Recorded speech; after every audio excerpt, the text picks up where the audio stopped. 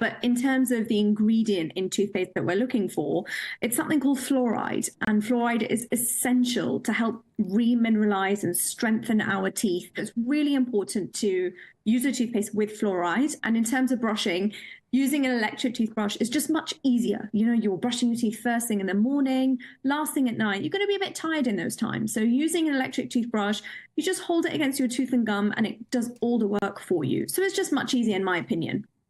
But you have to use your electric toothbrush properly. You're exactly right. Yeah, there is a technique of actually brushing your teeth, although it sounds really simple. With an electric toothbrush, you have to hold it against the tooth and the gum. Ideally, you want a pressure sensor in that toothbrush so you know exactly when you're pressing too hard. But if you're using a manual toothbrush, you need to move it around and small circular motions. But actually what I see is people who use manual toothbrushes, they tend to over scrub and over brush, which can actually lead to gum recession and your enamel thinning long term. Sometimes I will get up in the morning and I will have breakfast and then I'll brush my teeth. Is that wrong?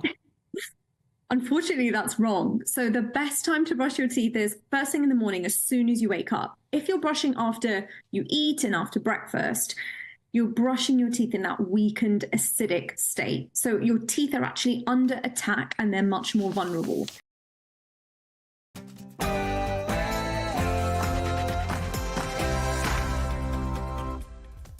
Good morning, 9:30 on Wednesday, the 27th of March. This is Britain's Newsroom on GB News with Andrew Pearce and Bev Turner.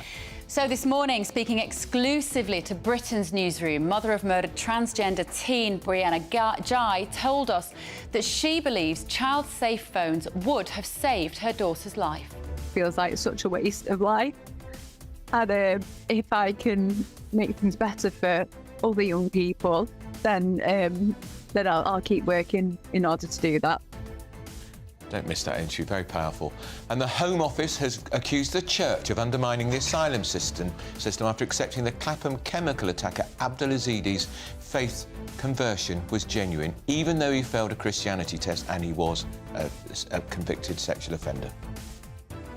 And Britain's sewage scandal. Sewage has spilt to a record high last year. This needs sorting out. We're going to be talking to two prominent campaigners, actor James Murray and former pop star Fergal Sharkey this morning.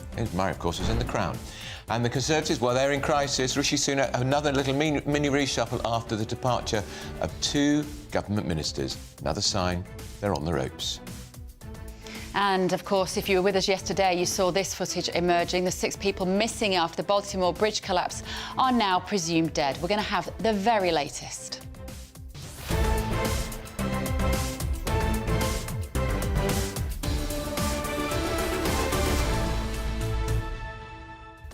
So we've got a lot in the show today. There's a lot to get through. This interview with Esther Ghey, the mother of Brianna, really important, and she's really putting all of her energy. You could see on that clip there the energy that she's putting now into trying to change the relationship between children and smartphones. Yeah, and that access to the internet and the dark net. Yeah. That's the point. Get in touch with us this morning, won't you? GBViews at gbnews.com. Don't go anywhere. First, your latest news with Tatiana Sanchez.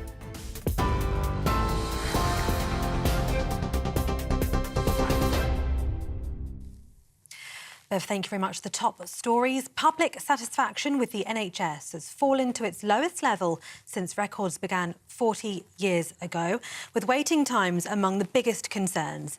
A poll found that difficulty accessing GPs is also a major worry, with the number of people satisfied with the health service now just 24%. That's down from 70% in 2010. Rates of dissatisfaction are roughly the same across both major political parties. The report found that tightening funding and chronic workforce shortages over the past decade has left Britain's health service in a continual state of crisis. The search for survivors following yesterday's bridge collapse in Baltimore has been suspended, with 6 people presumed dead. Video footage captured the moment a cargo ship crashed into the Francis Scott Key Bridge at around 1:30 yesterday morning local time. The collision plunged cars, their drivers and construction workers into the water below. Now, if you're watching on TV, this is the scene in Baltimore this morning, where it's just after 5:30 a.m. You can see the wreckage of the bridge and that cargo ship still in the water. The city's port, one of the busiest in the east of the US, is now closed indefinitely. A part of the River Thames that's to be used for the historic Oxford Bridge boat race this weekend has been found to be contaminated with E. coli. The bacteria can cause serious infections and symptoms, including stomach cramps and nausea. River Action says tests suggest the pollution's from Thames Water discharging sewage directly into the river. Thames Water told GBNews that it's the result of higher than average long-term rainfall. For the latest stories, you can sign up to GB News Alerts by scanning the QR code on your screen or go to gbnews.com/alerts. Now back to Andrew and Bev.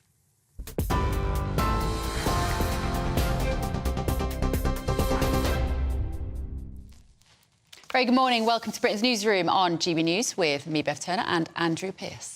So the Home Office has said churches are now running the risk of undermining the integrity of the asylum system. That's right. It's been revealed that the chemical attacker Abdelaziz was allowed to stay in the UK by a judge who accepted he was a Christian convert, despite very serious concerns that the sex offender was a liar. Immigration files which have been released by the Home Office, I have to say, after pressure from media organisations, show that Yazidi, remember, he was one who...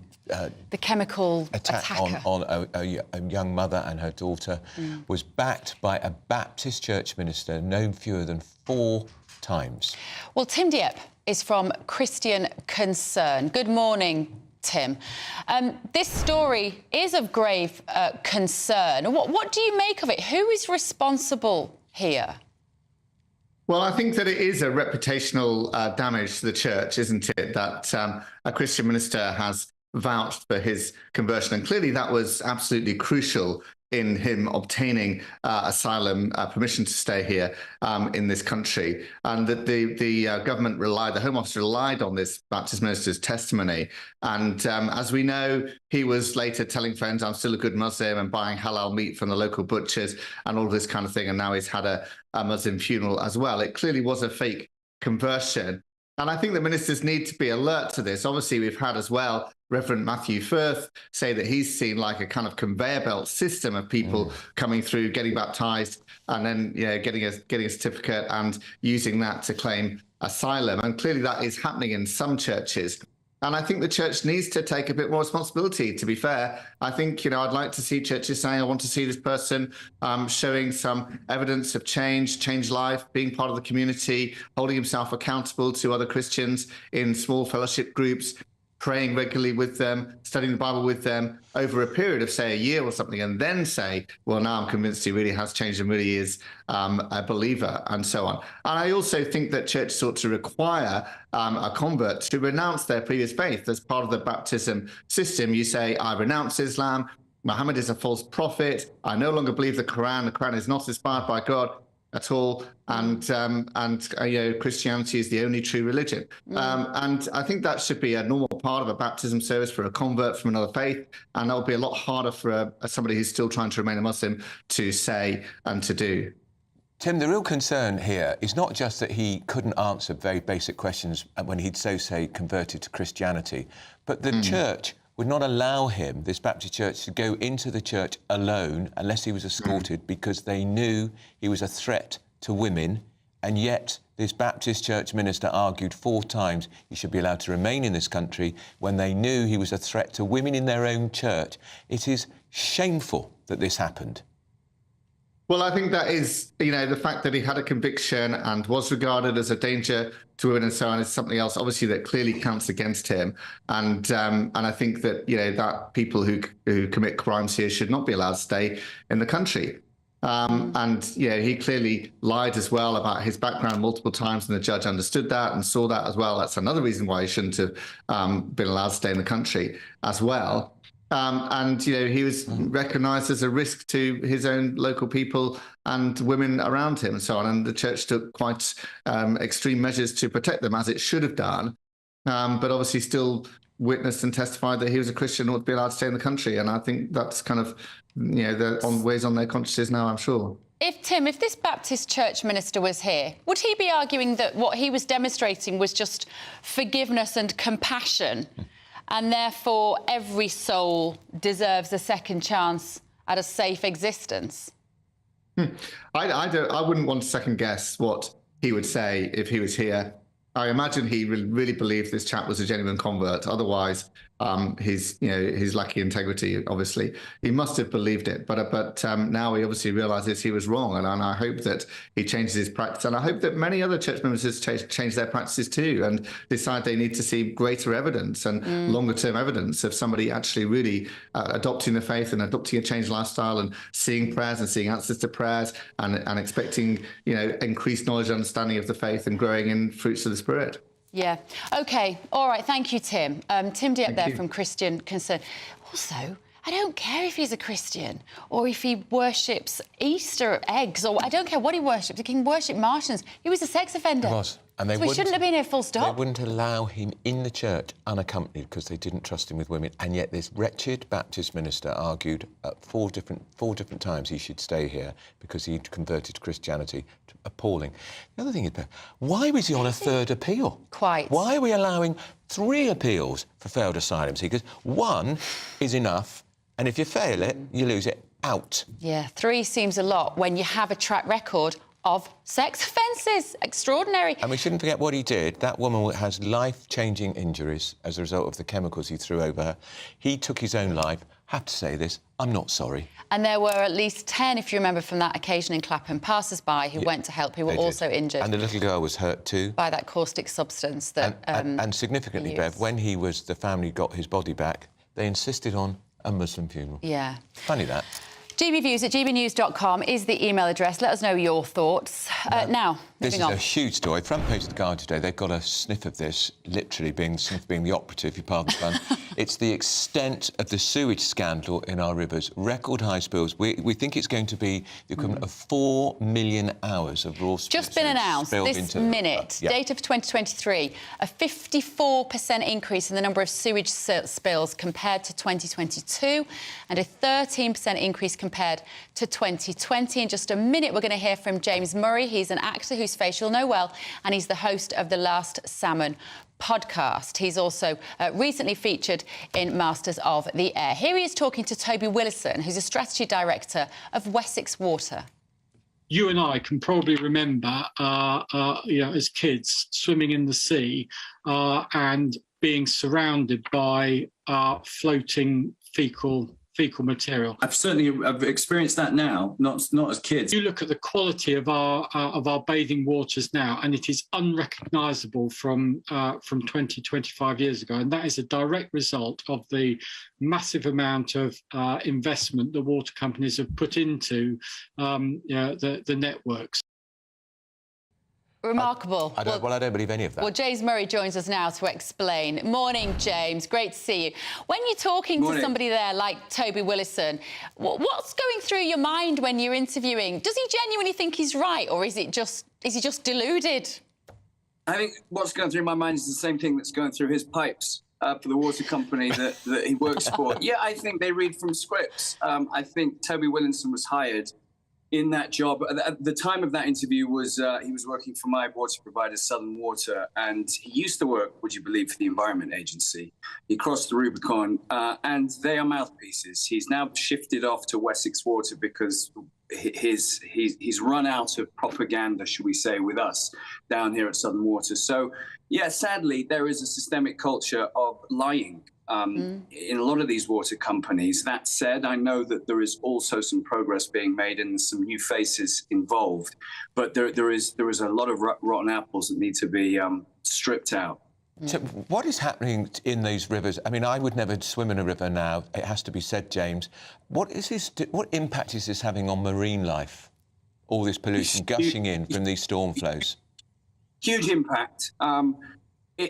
Everybody knows now, because it's so topical and has been in the news fantastically for the past, 2, 3, 4, 5 years even, that the EA and the government bodies are woefully failing in their duty to us and to the environment. And it has massive impacts on wildlife, on the endangered Atlantic salmon, as Bev said, is a passion of mine.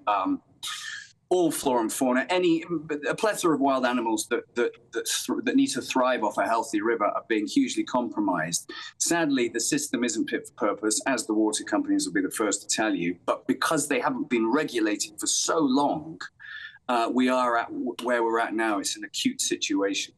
Are there too many agencies, James, that don't work together? You mentioned the Environment Agency there. Who else is partly responsible? And is it, when there's so many agencies, is it just too easy to blame each other? That's exactly right, Bev. You got DEFRA, just off the top of my head, you got DEFRA, Ofwat, Natural England, the Environment Agency, all these stupid bodies set up to talk to each other about, well, I want this. No, you can't have that unless we have this. And in the meantime, Rome burns as they're fiddling as to who deserves what from the water companies, which regulations are the most important, which should get priority. The whole system is as creaky as the infrastructure it's set up to regulate and govern. And it needs absolutely stripping down to the core and starting again. So 54% increase, James, in the number of sewage spills. This is just broken now. Last year, 2023, compared to 2022. Is it a stupid question to just ask why?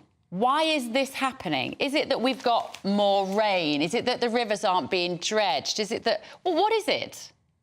Well, it is a bit because we have more rain. Climate change or whatever you believe in certainly has meant that we have had a lot of rain over the last few years, specifically this year, and the systems cannot cope with that. The CSOs are being abused when we have a surge in water on the infrastructure. But that said, we are England. We are a damp island in the middle of the North Atlantic. It rains here. You know, it always has rained here. It's always going to rain here. We should have the defences already there, in situ to deal with this. We shouldn't be scrabbling around at the expense of our rivers. James, can you explain about the storm overflows, which are supposed to be used only in extreme weather, but they're being used increasingly now, even on dry days? Can you explain how that is making this situation so much worse? Absolutely. Well, the storm overflows are exactly that. When there's a storm, they are meant to be an emergency measure so that the often contaminated groundwater due to an abundance of rain can get strained off directly into rivers and oceans, which nobody wants. That's raw sewage, untreated sewage going into rivers and oceans. But the water companies cannot cope with the sewage that they're meant to cope with and treat, so they are abusing those CSOs, and they're using them, whether rain or shine, to dump sewage and completely disregard the permits that the EA and the DEFRA and Ofwat and all the government bodies that I've mentioned there have regulated and put in place for them to adhere to, completely disregarding them because they know that they will not be held accountable, and that's where the rub lies. Just ask you about the boat race on Saturday. The organisers have been told, this great British tradition, English tradition, the boat race, be careful about falling in because there's a lot of E. coli in the Thames. Yeah, the E. coli levels are off the charts. I think I read 10 times past the safe limit. Absolutely. I mean, I wouldn't, if I was a rower for Oxford or Cambridge, I wouldn't be going anywhere near a boat this weekend. I wouldn't be going anywhere near the Thames for fear of being hospitalised. Amazing. James, great to see you. James Murray there. His podcast is The Last Salmon. It is brilliant. Very good. Get it wherever you get your podcasts. And he's also, as we just heard, Masters of the Earth is the air, sorry. Masters of the Air. Sorry, James, Masters of the Air. I've not seen it yet. I will, I'll watch it. I have, it's very good. Oh, have you? Well done. Right, cheers, James. Now, just a minute, we've got an exclusive, actually. We've got an amazing exclusive interview with Esther Ghey, the mother of the murdered teen, Brianna. We're going to bring you that in just a moment. Very powerful, very moving, so stay tuned for that. That's right.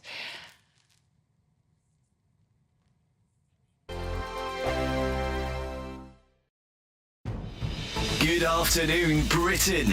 Weekdays from midday. So many of you have been getting in touch over the Waspi issue. And actually, I just want to bring forward a view from Tony, who has written in to say something that we haven't included in this conversation so far. Tony says it was well publicised. Stop all the crying, his words. He says the Pensions Act 1995 provided for this change.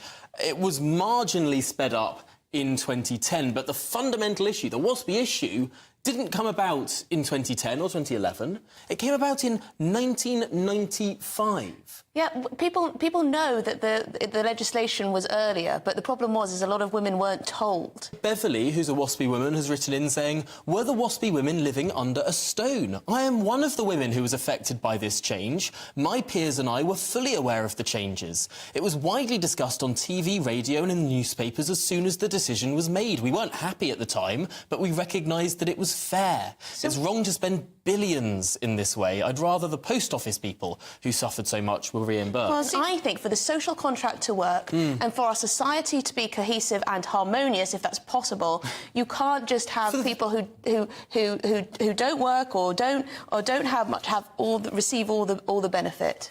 Well, now you're arguing against people. You're saying that people should have, to some extent, have looked in 1995 when the change happened. But fundamentally, it's not just Waspi women who've been screwed over since the financial crisis. We have a 70-year high tax burden. Someone earning £60,000 this year will pay more tax than someone earning £60,000 has ever had to pay before. But Tom, you do realise this isn't the first time that we've had hugely high tax rates on income.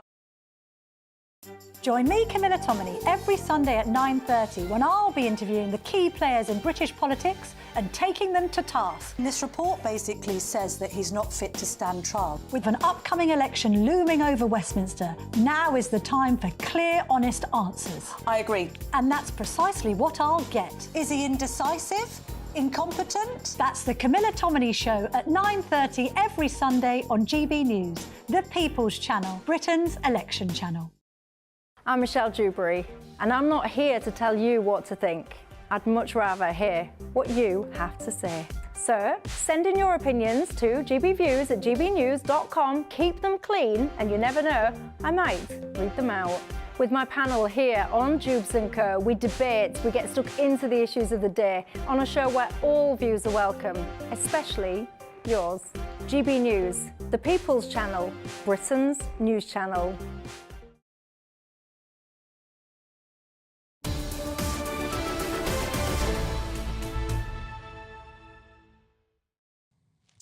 Good morning. So you might have been watching yesterday. We did bring you these extraordinary stories yesterday. This was the bridge in Baltimore that collapsed.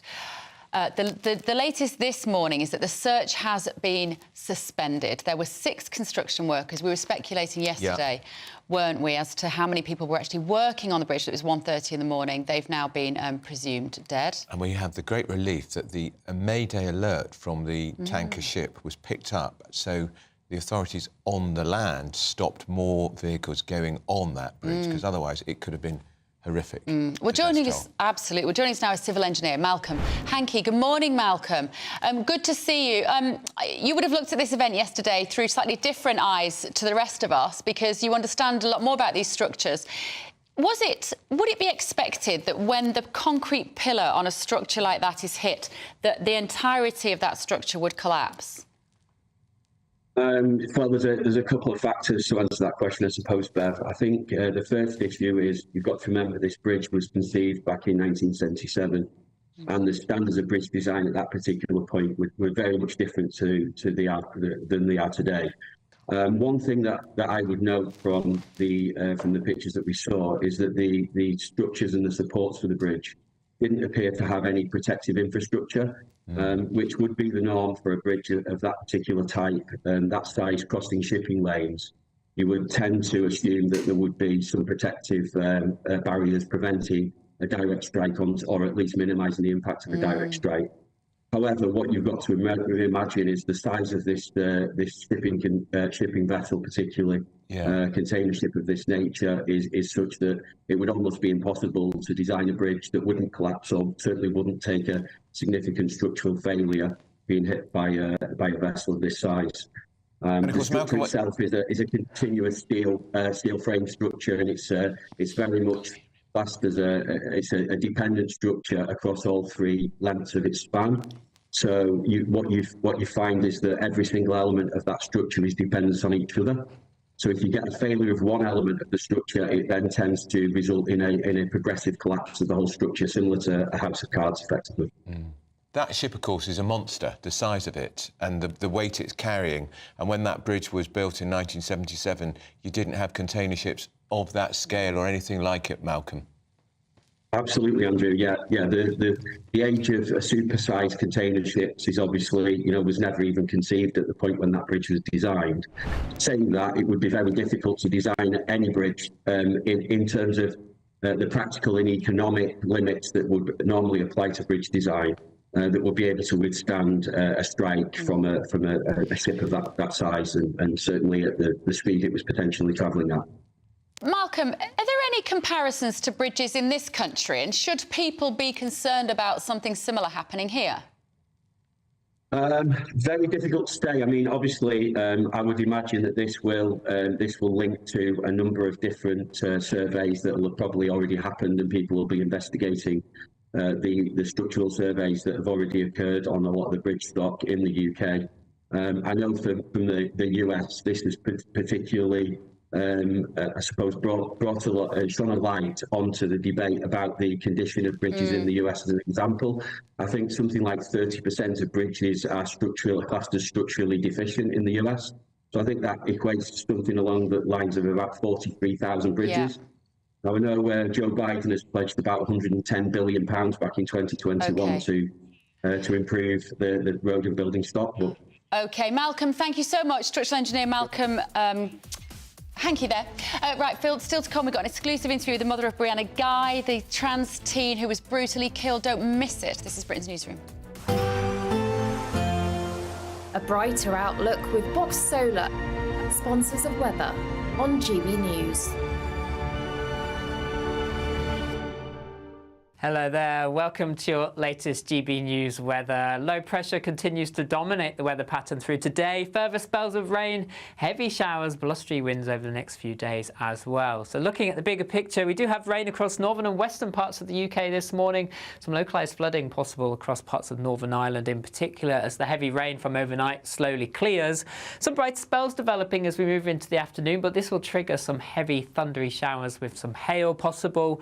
With brisk southerly winds, it will feel quite chilly in the south and the west. Here, highs of 11 or 12 Celsius. In any brighter skies, we could see highs of 13 or 14 in a few sheltered spots. Into the evening time, further heavy showers push northwards across the country, these merging into some longer spells of rain. And then during the early hours, this batch of wet weather moves into central southern parts of England and Wales. Could be heavy at times, so a cloudy night here, but clearing skies across Northern Ireland and Scotland. A touch of frost and some fog here as temperatures fall close to, if not below, freezing. So north-south split to start Thursday. Wet and windy weather across parts of Wales and England. Brighter skies Northern Ireland and Scotland, and then these weather systems slowly push northwards as we go through the day. Further wet and windy weather pushing into central southern England. Gales along some southern coasts at times too. The best of the drier weather holding on across northern Scotland, and for most temperatures around 12 or 13. See you soon. That warm feeling inside from Boxed Boilers, sponsors of weather on GB News. Want to be a winner just like Phil? Obviously, whoever wins it next is going to be as happy as I was, and they're going to get even more money this time round, so why wouldn't you go in the draw? Enter our massive spring giveaway. There's £12,345 in tax-free cash to give your finances a spring boost. We'll also send you on a shopping spree with £500 worth of vouchers to spend in the store of your choice. You'll also get a garden gadget package. You have to hurry, as lines close at 5 p.m. on Friday. For another chance to win the vouchers, the treats, and £12,345 in tax-free cash, text GBWIN to 84902. Text costs £2 plus one standard network rate message, or post your name and number to GB03 PO Box 8690 Derby DE1 9TT. UK only. Entrance must be 18 or over. Lines close at 5 p.m. on Friday. Full terms and privacy notice at gbnews.com/win. Please check the closing time if watching or listening on demand. Good luck. GB News Breakfast. Every day from 6 a.m. Could we talk about opening up the new Bond role to someone, Alex? And, yes. This is an actor called Aaron Taylor Johnson. Right. Do you remember when the director of the 50 Shades of Grey films had a young boyfriend, really young, like half her age? It was in all the papers at the time. Well, it turns out that was him. He broke his career, I think, in a film called Kick-Ass, which was... I watched it, really great film. You can't compare... What's his name? Who's the last Bond? Daniel Craig. Daniel Craig. To Roger. But you can't compare Roger Moore to Sean Connery either. No. Who's your favourite Bond? My favourite Bond is Pierce Brosnan, probably. Same. Really? Oh, come on, yes. Sean Connery, maybe So Sean. the classics. Yeah. I'm quite keen on Roger Moore. So, but I quite like the kind of the ironic raise of the eyebrow and all that. Well, interesting, this sort of puts to death all of those rumours that James Bond was going to be a woman, James Bond was going to be a black man. There was lots of different rumours going around of what they were going to do with his Idris role. Elba would be good. He hasn't signed yet. As a feminist, I would say James Bond shouldn't be a woman. I totally agree. Because we need to have our own stories that we tell and our own heroes. We don't need to kind of go in on that. We just need to have a story that celebrates a woman, I think. I agree. Who was your favourite, Eamon? So I do think if you look at them all, there's not a bad one amongst them. But personally, I got to know Roger Moore, and an absolute gentleman and a man who was a star in every sense of the word, and an impossibly handsome-looking man. Pierce, I think Pierce, very good, and Pierce again is a very likeable fella, very likeable. Yeah. It's funny, isn't it, that the appetite, I think, for James Bond is still there, but they are reinventing it. And the fact that they change it and kind of go with the time. I thought Daniel Craig was very good, actually. I just struggled with Daniel Craig the most because I just couldn't cope with the blonde Bond. So the idea of a female Bond or, you know, I anything else, cope with Daniel Craig, so...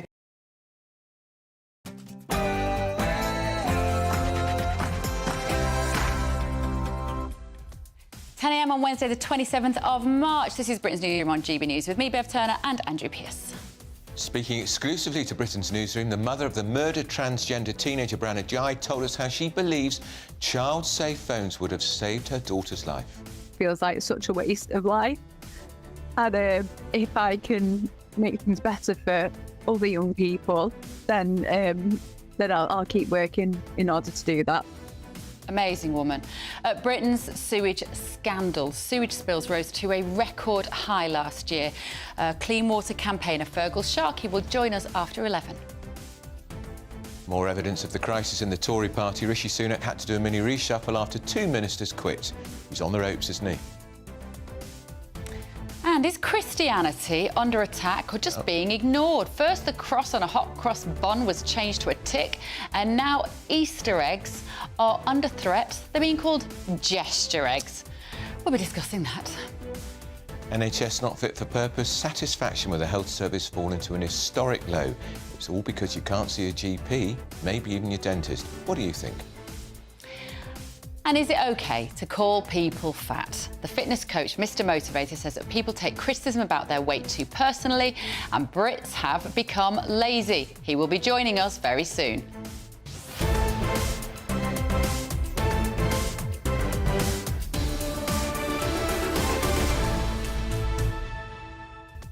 I'm hoping he's going to give me some gym tips, Mr Motivator. You don't need them. He's all muscle, ladies and gentlemen. gbviews@gbnews.com is the email address. Do stay tuned, because I'm going to eat a lot of Easter eggs this weekend, so I might need a few tips, Mr Motivator.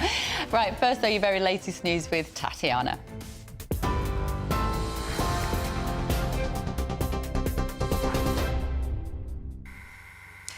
Bev, thank you and good morning. The top stories. Public satisfaction with the NHS has fallen to its lowest level since records began 40 years ago, with waiting times among the biggest concerns.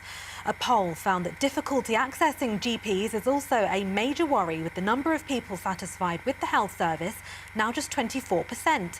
That's down from 70% in 2010. Rates of dissatisfaction are roughly the same across both major political parties. The report found that tightening funding and chronic workforce shortages over the past decade has left the NHS in a continual state of crisis. We asked people in Manchester for their thoughts on Britain's health service. Once you get there, yes, but it's actually getting through the GP to getting to the NHS. I think that a lot of money is wasted talking to people that work or have worked within the NHS.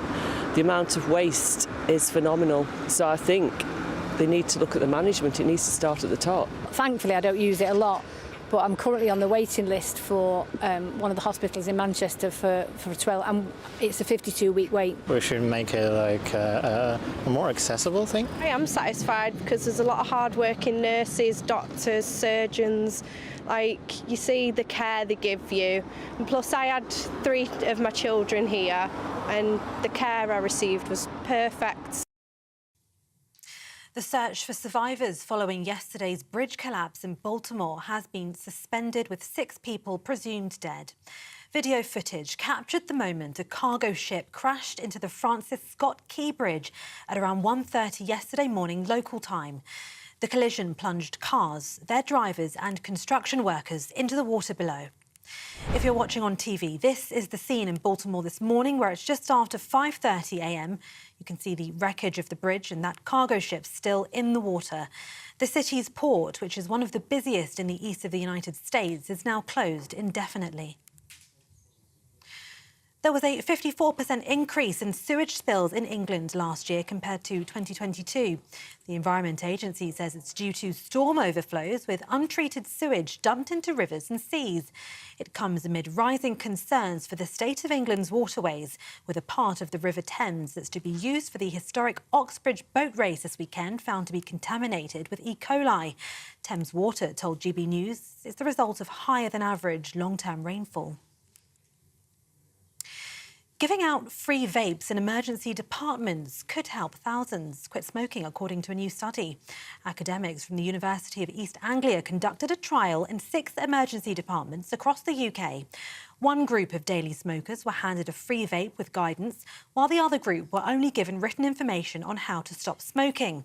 After the 6 months, those given vapes and a referral were 76% more likely to have quit. The London Mayor has unveiled the new election pledge to put around 1,300 extra neighbourhood police officers and special constables on the streets of the capital.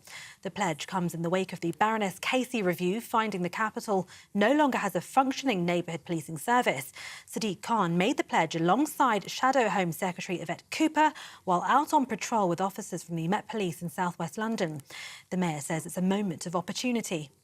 We've now introduced a London Policing Board, really important in relation to transparent accountability of the police.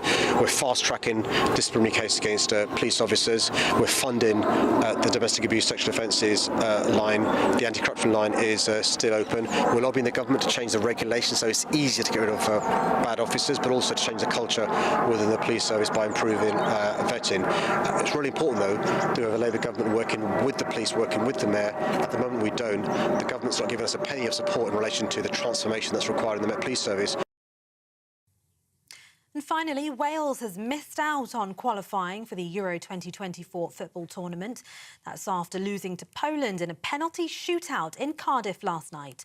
Poland won that shootout 5-4, and it means they're now through to their 5th successive European tournament.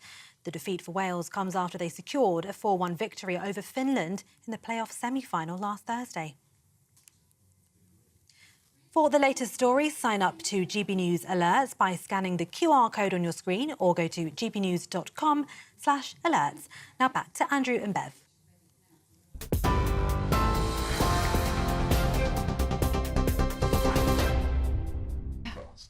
Ten o' 6 with Britain's Newsroom on GB News with Andrew Pearce and Bev Turner. Now, we can bring you Britain's Newsroom exclusive. Because you remember the transgender teenager Brianna Ghey was murdered, stabbed 28 times by 2 15-year-olds she thought were her friends. Well, her mother Esther has spoken to this show and is campaigning now for child-safe phones for under-16s, which she believes would have saved her daughter's life. Our reporter Eleanor Smith brings us this exclusive report. Was the life and soul of the party, I suppose, and she was so outgoing and she was so out there, and yeah, she was also very defiant, and she would do whatever she wanted to do. This is the last time transgender teenager Brianna Ghey left her house. She was murdered in February last year, stabbed 28 times with a hunting knife by Scarlett Jenkinson and Eddie Ratcliffe, 2 15-year-olds she thought were her friends. Brianna's mum Esther thinks all of this could have been avoided if social media safeguards had blocked her daughter's killers from looking at torture and murder online. Children have access to absolutely everything that's in the world now. The content that they might access and the content that they're then refed through the algorithm, it's kind of radicalising children. And it wasn't just Scarlett and Eddie that were accessing dangerous content online. Esther believes that part of the reason Brianna was so vulnerable was because she was addicted to her phone. When Brianna was with us, it was a massive argument point in our house. I was worried about what she was accessing online. I've lost Brianna at very young, when she was very young, and I wish that we didn't have all of those arguments. I wish that it was... I kind of wish that I had that support as a parent in the first place. And if not... And Esther's not alone. Tory MP and child safety campaigner Miriam Cates believes smartphones are damaging a whole generation of children. It's becoming increasingly clear that smartphones and social media have had a very detrimental impact on children and childhood. And if you look at any measure of children and teen well-being, so whether that's depression, anxiety, actual suicide, all of those measures have gone off a cliff since 2010, 2012, when smartphones and social media became ubiquitous for children. We've got to stop it quickly, otherwise we are condemning our further generation to that kind of mental health problem. While it's too late for Brianna, Esther says she won't stop campaigning to make sure it doesn't happen again. She struggled for a couple of years before she passed away. And for me, that just feels like such a waste of life. And if I can make things better for other young people, then I'll keep working in order to do that. Eleanor? She's remarkable. And it upsets me as a mum watching that. Because it's the scourge of these smartphones and the dark web and the internet. We've got the Conservative peer Culver Range here, powerful, moving stuff. The mum's right, isn't she? These kids are too young to be exposed to this horrific stuff about murder and torture. Yes, sadism. Absolutely, and your heart goes out to the mother. Sure. But all of us as parents who have this challenge, I'll have it in a few years' time, but I have a niece who's a teenager, and they all have phones. There's a purpose there. There's how they stay in touch, but the content that's coming through, how we've heard for many years now social media companies saying they're going to do better. They never do. And we keep seeing these kinds of tragic incidences. So we know there's a lot of scrutiny on this. The Online Harms Bill has gone a long way to look at how we can enforce better. Nothing. But I think, there's more and more we have to put the pressure on better controls. No, you know what? You all have to grow a pair and you have to ban these phones for the under-16s, full stop, because you've seen Brianna's mother there crying. I am in tears when I think about this. You don't know how hard it is for us to deal with our children with this tech. We need you to help us. And I'm not a fan of banning anything, but when my children wouldn't put their seatbelts on in the car as youngsters, and I would say, you've got to put your seatbelt on because the policeman will be cross at mummy. Yes. You need to help us, and you need to say you're not allowed these phones until you're 16. You're right. We need the strong arm of the law, right? Because you had the law on your side there. You could, and it's hard with children because you've got to explain. But yes, we need to look at, do under 16-year-olds really need their phones? What is the purpose that they're having it for? There's something about the hardware, the actual phone itself. Then there's the content side of it. It's both of these things that we have to look at. Because it's the addiction. Yes. But wouldn't it be politically... The Tory party are heading for a destruction at the polls, and so, wouldn't this be something not just clever and innovative, it would be popular? It would be. I think... To say we're going to ban kids under 16 because we think it's bad for their health. Yes. We've got one side. We understand... Under 16 smoking, that's bad for their health. Drinking, that's bad. This is bad for their mental health. I think there's a generational shift, obviously, around smoking that's happening. We're in a world where the digital world is still emerging and developing. So, yes, we see the bad things, but there are some positive things. There are some good things that come out of this in how teenagers interact, how they're developing skills for the new world that they're going to be living in. And I think we have to consider that when we consider what usage that they have. I think younger children, absolutely, we need to consider how this hardware, it's hardware, you know, this kit is expensive. Yeah. Why are small children having it anyway? In schools, absolutely. I don't see why phones should be allowed in schools. Your children are young, Colvin, yes. But if you had a 15-year-old, would you allow that 15-year-old to have a smartphone? Personally, at this point, I wouldn't want the 15-year-old to have a smartphone, but then you have this whole... My friends got it. That's right. I'm being excluded from the group because I can't be part of it. And that's why you need to ban them. That's why, because parents really are struggling with this. All of us are. I'm a tough mum. You know, my kids have their restrictions on their phones. I've got the power to switch it off at the...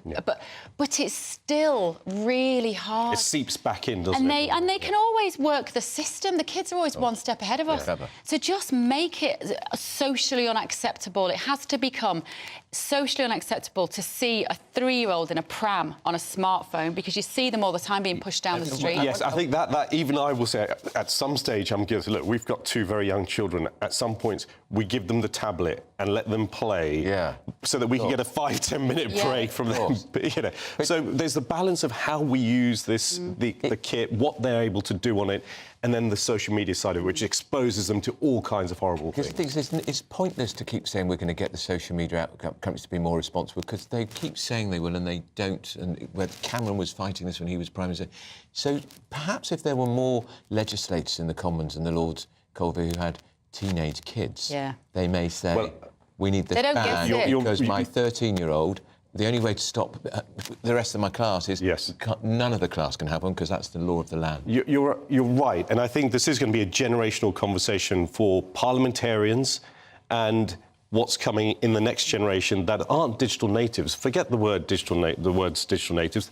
They're just in the technology world. They've been born and bred there, and we who've been through that era and understand the power of this now have to apply the right way, the right laws, the right legislation going forward. And we're having those debates now. It is challenging, because I think there is a shift in parliamentarians' age, which, you know, we have a lot of conversations about people retiring from the House of Commons and even from the House of Lords. I think that turnover of people does bring new people like myself who've recently come in with a different view. At the moment, it's too many old men who have no idea what it's like to have a 7, 8, 9-year-old. We have to ask you for 20 seconds. This shocking discharge of sewage into our rivers, a 59% increase in 1 year. This is on a Tory government's watch. I wouldn't go sailing at Walking River. The boat race this weekend, they've been warned about the E. coli in the Thames. If we all care for our country, we care for our rivers, our streams, the beauty of it, the nature. And when we hear about this, what we really want, Andrew, is we want people to be held to account. We want the Environment Agency to do what is right, to say when these things are going wrong, not for it to have to be exposed by, I think it was, in this case, Sky's investigation into this. That isn't how we should be finding out about these things. So I think strong questions need to be asked and people held accountable. And then, not only that, let's stop this happening. And from my understanding, and we've had we got Fergal Sharkey, who's a huge campaigner on this on the show shortly. We had James Murray earlier. It's taking people from different areas of life to raise awareness of this, because the politicians just don't seem to care. The shareholders getting loaded on us paying money, and we can't go for a swim in the sea. This stuff is tangible. This is what your voters are going to see. Our inbox is full of people saying, I can't let my dog go in the river when we go for a walk because he gets ill. Yes, look, good politicians should solve the public's problems. So let's get our politicians, let's get the government onto this and solve the problem. Will you do it for us personally? Will you promise us? I'll raise it. I will raise it with whatever authority. It's very popular with the voters. If you can fix this. Right, Culver Ranger, good to see you as always. Well, still to come, public confidence in the NHS. Another problem for the Tories. Only 1 in 4 people are satisfied because they can't get to your doctor, they can't get to an NHS dentist. And let's not forget, the BMA strikes haven't helped. That's right. Record low satisfaction with the NHS. Are you one of them? This is Britain's Newsroom on GB News.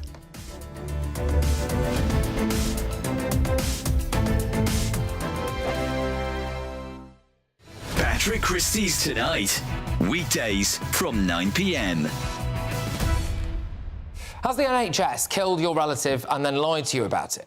There is an alleged cover-up culture in the NHS. They lie to you about why your loved one died, about poor care, then bury documents with evidence in them, and they try to silence staff who speak out. This is according to the NHS Ombudsman. There are around 11,000 avoidable deaths every year. 11,000. Someone's mum dies, their children know something dodgy happened, and then they're met with a rotten culture, including the altering of care plans, the disappearance of crucial documents, and complete denials. They lie to you, but they really get away with it because the NHS is like a religion, and people dare not criticise it. You'd be accused of NHS-ophobia. That annual budget is around £180 billion, and we now have about 2 million people working for the NHS. They cannot keep blaming everything on being underfunded and understaffed. If they're covering up medical negligence, it means the problem doesn't get dealt with and it keeps happening.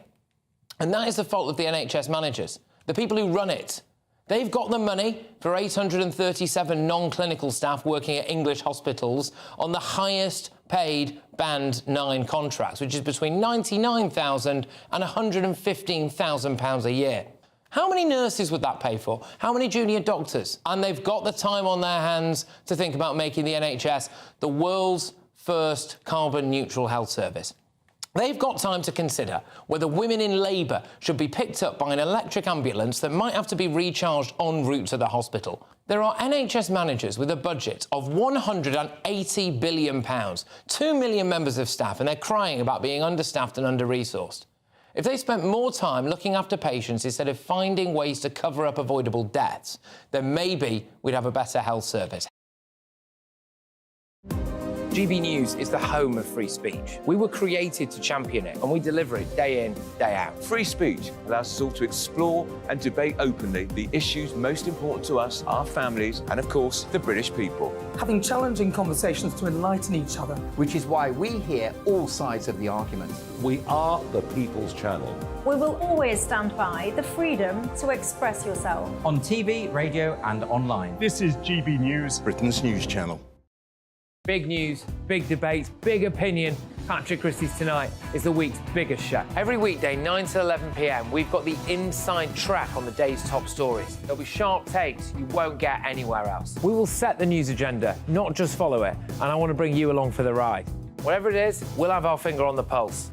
It's news, but it's this close to entertainment. Patrick Christie's Tonight, 9 to 11 p.m, only on GB News, the People's Channel, Britain's news channel.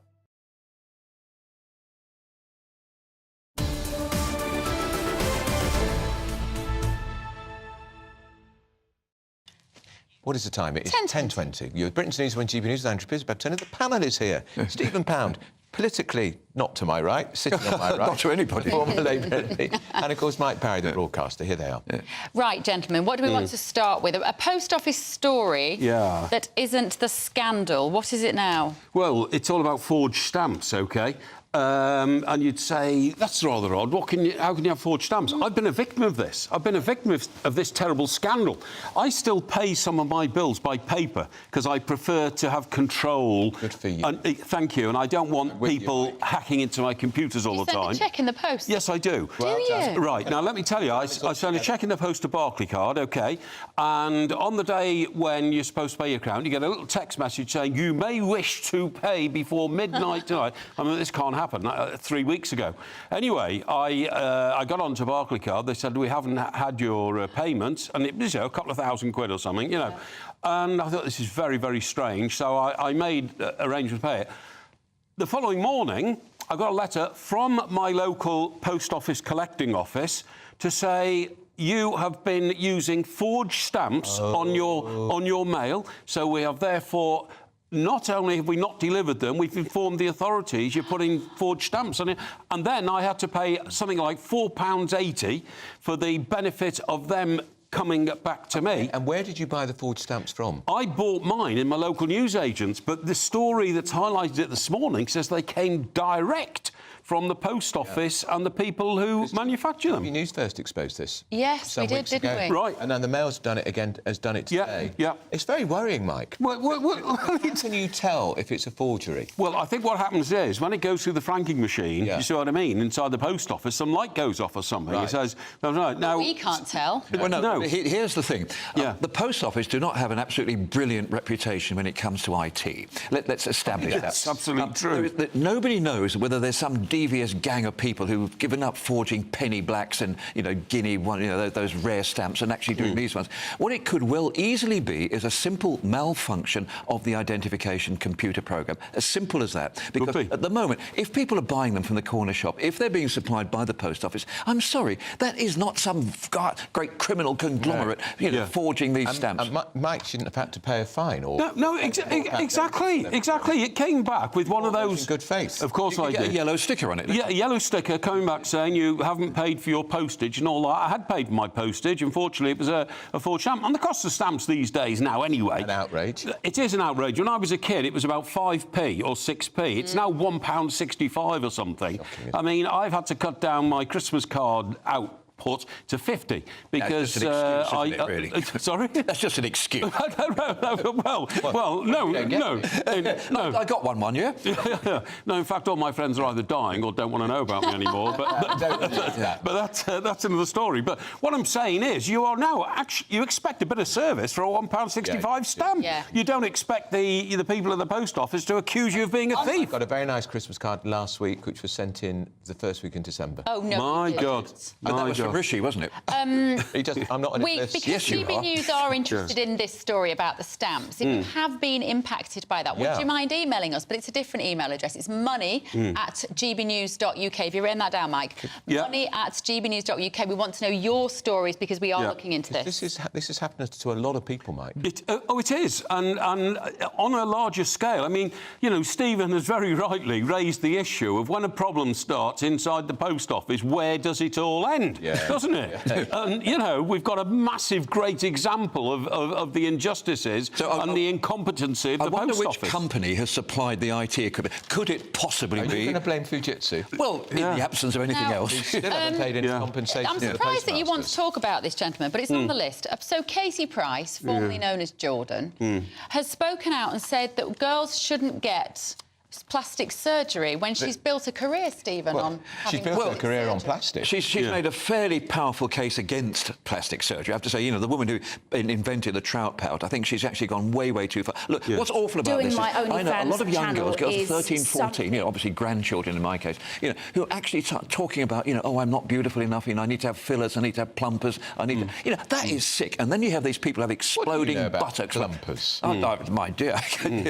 No, but these people who go to Brazil and have these so-called butt lifts, and sometimes they explode as soon as you get back on the... And they die, or they die of them. The really awful thing is beauty is in the eye of the beholder. Everybody has something beautiful about them, except me on this table, obviously. But the fact is, when people are convinced, commercially pushed into paying more and more, I'm sorry, this person here is it's called sick. Sophia Lips we're looking at on the screen. Oh, my God, now, she's a freak. I see body That's the word. dysmorphia there, Mike. That's the word, Andrew. I see mental dysfunction. Oh, I do. I'm sorry I use a more pejorative word. That's freak. Unfortunately, it's getting very, very normal. She's got boobs the size of barrage balloons and lips the size of... I mean, honestly, that's a human being who's got huge mental health issues, because if you want to change what you look like, change your shape and all that, you're being driven by, you know, the approval from society. Do you remember the original one was the Bride of Windlestein? Do you remember? This woman who's, in the end, her face looked so ghastly, people used to recoil in the street from looking at her and that kind of stuff. She was in a wind tunnel, didn't she? She did. Now, the point is, for Katie Price to get involved in this is a complete anachronism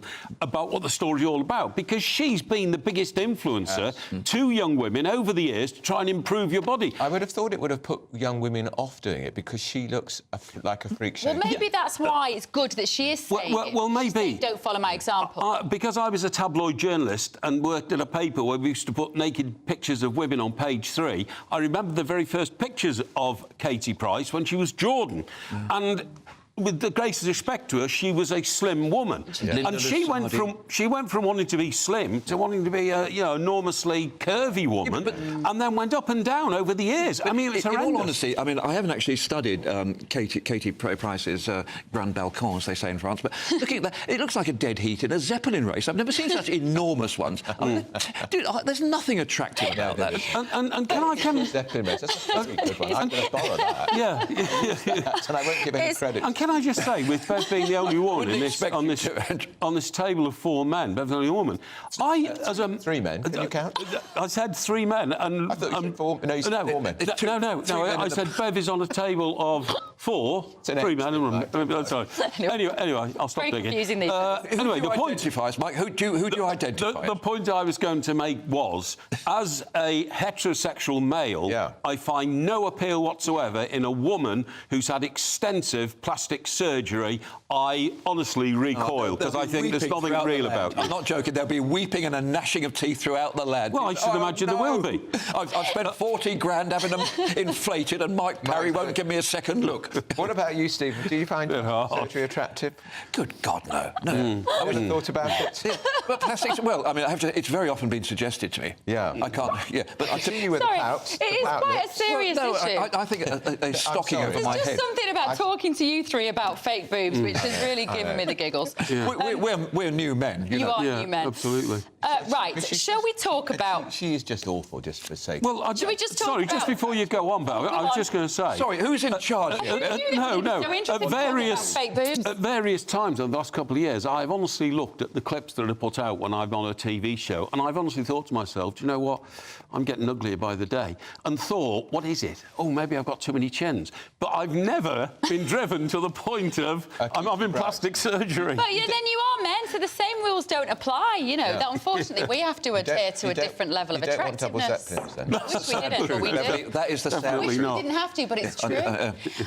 Right, can we talk... We can look rugged. Right, Easter eggs. But you don't. Gentlemen, Easter weekend coming up. OK, so NHS medical director from the NHS, Dr Andrew Kelso, has given us a very important warning to look after your health. Oh, shut up. Do not eat an Easter egg in one go, he says, Stephen. Yeah, well, I can... Well, it depends on how big the egg is. If you look at this Easter egg, you could just about scoff that. Honestly, have we really come to this? Has the world descended to such ludicrous depths where people are actually saying that we shouldn't shove an Easter egg into a boat race in one go? I'm sorry. If you want to do that once a year, go for it. Your dentist will thank you. I totally agree. And if you've got a greedy big brother, you have to eat it quick in case he pinches you. Well, you do. But the problem is, Easter eggs have shrunk so much that you can easily eat them in one helping now. Now, I have diabetes too, and so I avoid chocolate except for 2 days of the year. Boxing Day, when I eat a box of Quality Street, and Good Friday weekend when I devour an Easter egg and the buttons inside. Not till the Easter Sunday. Well, I usually start Friday or Saturday. Friday or Saturday, you know. That's the day you should be heretic. Good Friday. Well, crucifixion. Yeah, I know. But we always have fish on Good Friday, so chocolate complements it. But no, I suppose it is. But the point I'm making is that Stephen is absolutely right. Of course, you can go to excess once a year without damaging yourself. And these do-gooders who are trying to tell us how to run our lives, I say a pox on them. And also, the other story that we'll get to in the next hour is how low satisfaction is in the NHS. If, Dr Kelso, you want us to be healthy, help improve the NHS in your position as a mouthpiece for that organisation. Not been on strike. This was David Cameron saying about not having chocolate oranges by the checkout, isn't it? W.H. Smith. Right, well, all this talk of chocolate is making me need a cup of tea and a piece of chocolate, so we can enjoy that while you enjoy your news with Tatiana Sanchez.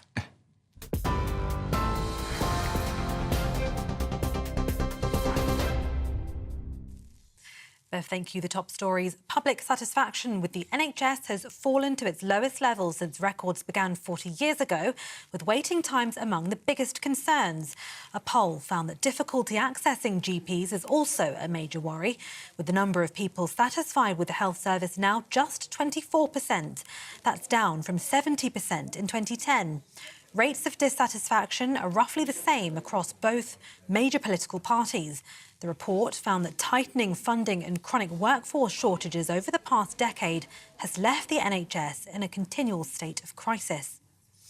The search for survivors following yesterday's bridge collapse in Baltimore has been suspended, with 6 construction workers presumed dead.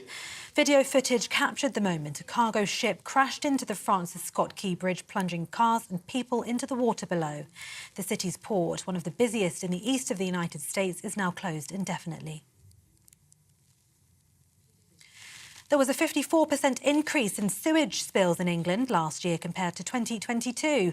The Environment Agency says it's due to storm overflows with untreated sewage dumped into rivers and seas. It comes amid rising concern for the state of England's waterways, with a part of the River Thames that's to be used for the historic Oxbridge boat race this weekend found to be contaminated with E. coli. Thames Water told GB News that it's the result of higher than average long-term rainfall. And finally, Wales has missed out on qualifying for the Euro 2024 football tournament. That's after losing to Poland in a penalty shootout in Cardiff last night.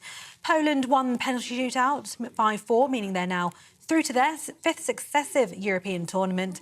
The defeat comes after Wales secured a 4-1 victory over Finland in the playoff semi-final last Thursday.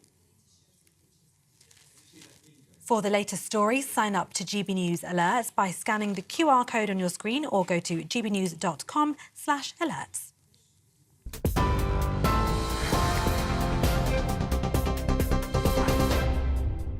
For stunning gold and silver coins you'll always value, Rosland Gold proudly sponsors the GB News Financial Report.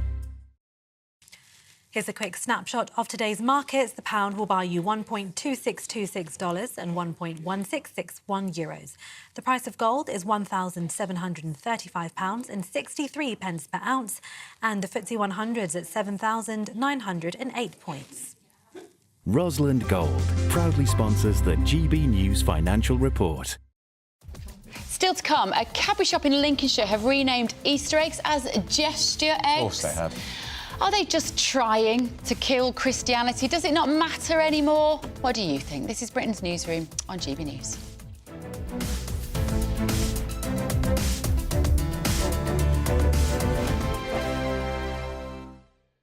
Tubes & Co. Weekdays from 6 p.m. The Guardian's not happy, everybody, because one of their headline stories today was about a private members club that is for gentlemen only, the Garrick Club I refer to in London. There's accusations now, Quinton, that it's all the kind of upper echelons of society, all the powerful... It's a cabal of important, powerful people who are running the country. And I thought to myself, when I heard descriptions like that, I bet Quinton Letts is somehow involved. Are you? I've been to the Garrick a few times. Why can't women be members? Because it's a gents' club. My daughter, one of my daughters, is a member of an all-women's club called the University Women's Club, and they don't allow blokes in. It's an outrage. No, it's not. It's a free country. I mean, it's archaic and it needs to change.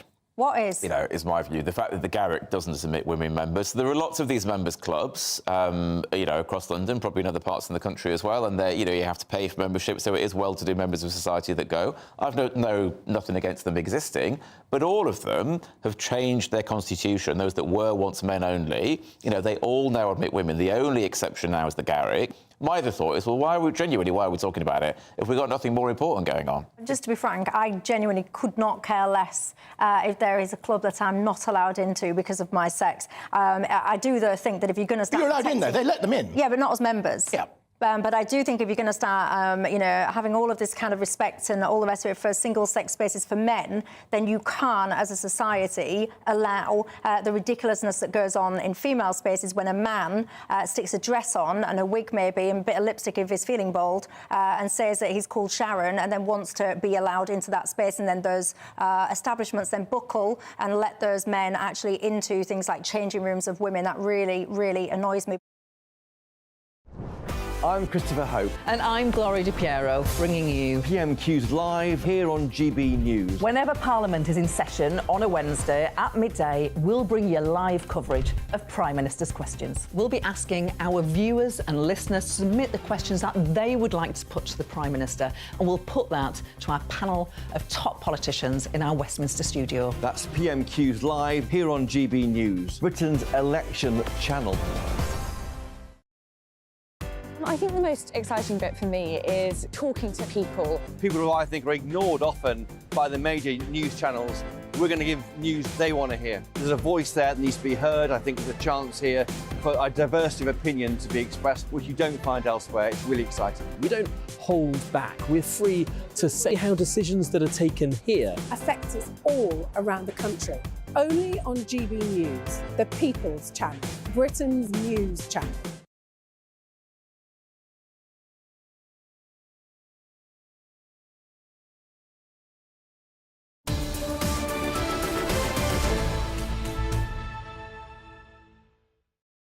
Very good morning, 10:37. I'm very wound up about this sewage story, Well, you know. who wouldn't be? And I like a swim in the outdoors. I swim in rivers and seas. No, it's not really your cup of tea, is it? I swim in the sea. Yeah. But even now, you think, keep your mouth shut. Yeah. Well, Jen has said, we live in Dymchurch. I'm not sure where that is, Jen, I can't lie. And since last year, we've had issues with the water. There's a meeting in the town hall in New Romney, oh, there we go, with Southern Water. Our MP Damien Collins next month. The sewage is so bad, we've had whales and sea life washed up dead. Our dogs get sick with bad tummies. Local swimmers don't swim anymore. Our village traders rely on the Easter and summer trade.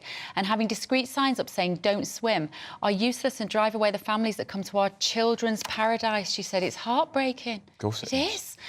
And if you look into the water company's plans to eradicate this problem, it's currently they will have got a grip of it by, guess when? 2050. That's ridiculous. Another 26 years. Mark has got in touch. Morning, Mark, saying it's interesting to hear James Murray suggest about some that need to be cleared out. The problem that's grown in this country is the reward system. The top dogs in these companies, not just Waters, are rewarded unconditionally with huge salaries and bonuses. They get the reward because of the expectation on them, but when they don't deliver, not only are they not penalised, they're often outed with a huge payoff. It's infuriating, Mark. Mark, I just tell you, water bosses last year were paid £10 million in salary, and they got a further £10 million in bonuses, and 2 directors at Severn Trent, which put sewage into the river 45,000 times last year. 2 of them got paid £3.5 million. They shouldn't be paid anything. They should be facing, potentially, criminal prosecutions, because it should be criminal to uploading all this pollution into our rivers. Where are the adults? Where are the adults that are meant to be running this country? It's a complete deficit of accountability. Jim says, on many occasions, I have on many occasions intimated to your good selves about this problem to no avail. Well, we talk about it whenever we can, Jim. Why we're not building any sewage farms for all the houses we're building, all being connected to existing systems, a large amount of which are Victorian. It's a very good point. David also raising the issue of ageing Victorian sewers. Graham saying, is it about overpopulation? We can't keep up with the sewage. Well, yes, to some degree.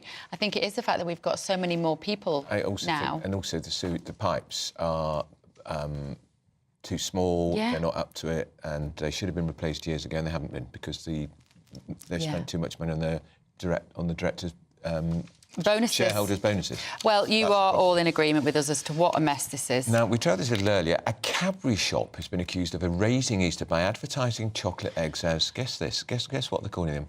Gesture eggs. That's right. Cadbury's had used Easter in its marketing for more than 100 years, but now at the brand's discount shop in Lincolnshire, they're displaying signs offering customers a 2 for £10 deal on what they're calling gesture eggs. I can't stand it. Further proof, isn't it, that Britain's no longer a country for Christians? Remember, just a couple of weeks ago on this programme, we talked about the demise of the hot cross bun. Let's get rid of the cross. We'll put... Is it a question mark? It's a tick. A tick. Well, let's talk to the former chaplain to the late Queen, who's a great friend of this programme, Dr Gavin Ashenden. Good morning to you, and happy Easter to you, Dr Ashenden. Thank you. Happy Easter to you too. I'm convinced this isn't just a marketing ploy. I just feel now there is a move to just keep downgrading Christianity, and heaven forbid if anybody tried to do that with perhaps the Muslim faith. I think at the very least it seems to be completely unfair. I'm sure you're right. Easter has a wonderful message. It says that the intelligence that lies behind the universe is loving and merciful, and death is not the end. These are some wonderfully good things to tell people, apart from celebrating with chocolate. The idea that there's a kind of mental frame of mind that says we want to silence that unreasonably, unfairly, and unjustly is astonishing. And I simply think that we've come to a point in our society where we need to fight back in some way. We say, no, we're not going to have that. We want a level playing field where everybody can share their views and their ways of interpreting life. The Christian way is a fantastic way. It's about forgiveness and love and peace and joy and everlasting life. We don't want to be cancelled by whoever it is that lies behind this particular act of censorship. And Dr Ashenden, the eggs, they are a symbol. They are symbolic of Easter, to do with resurrection and rebirth. Yes, they are. Christians have complained most of my lifetime, saying there's a slight ambiguity with eggs and spring, and easy to confuse the Easter message of hope with spring. But actually, spring is just the right time with new birth to conflate the two together. So but the fact that we want to invite people to move from spring and eggs to the risen Jesus and the living relationship with God is a good thing. What we didn't expect was to be cancelled. I think, Gavin, as I'm just sort of looking at this as a mum as well, is that if I ask my children what's Christmas, they're very clear about why we celebrate Christmas. But if I ask them why do we celebrate Easter, I think that's a bit of a gap in their knowledge and their education as well. Yeah, I'm afraid you're right. I was a parish priest for a long time, and I always thought that the church hadn't made enough of Easter, because Christmas doesn't work if Easter isn't true. Yeah. Jesus wasn't born in a stable to help us if he didn't rise from the dead. So I'm afraid I think this is partly the church's fault, so we should put our hands up. But nonetheless, this is an opportunity to let people know. So thanks to the gesture people, they've given us a chance to tell the truth about Easter. Jesus rose from the dead. He'll forgive your sins. You can know him and live forever. It's a great message. Absolutely. Do you find, and for you personally, Dr. Ashton, is it a very enriching time for you, Easter? Do you find it very spiritually enriching? It's the most wonderful time. I'm getting old now, and I've lost a lot of people to death, including friends and family. And the relationships need to carry on past death. I really do need a philosophy of life that makes sense of this odd experience of sort of standing between birth and death. Well, having all these longings and the capacity for love. The reason Easter matters so much is it gives a framework to interpret what I'm doing here and make sense of everything good and worthwhile. It's a wonderful time of year, and I'm very grateful for it. I don't know what I'd do without the meaning of Easter. Yeah, and of course you were the former chaplain to the late Queen, and we've had the news that King Charles and Queen Camilla will be at the Easter service this weekend. How important is that, do you think? I think it's very important. We have to be profoundly sympathetic to the royal family, who have the shadow of death hanging over them with this diagnosis of 2 cancers.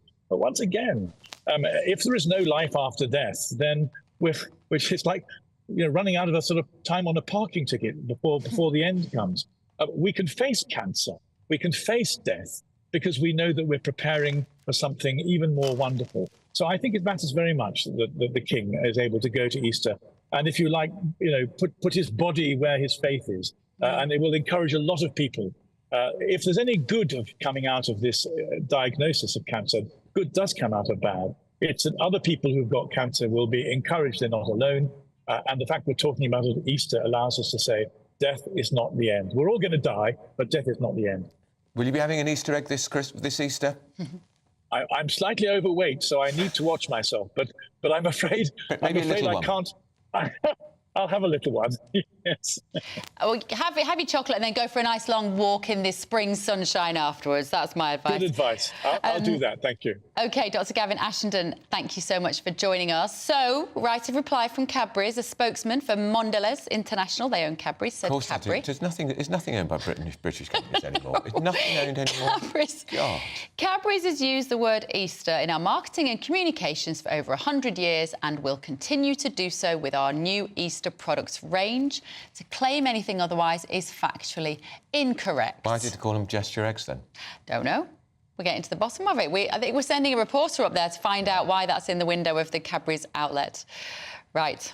Up next. Now, if you're struggling to get a foot on the housing ladder, you must stay tuned to this, because it may be your children or your grandchildren, because you could now buy a £500,000 house with just a £5,000 deposit. We'll tell you how you do that after this with Britain's Newsroom.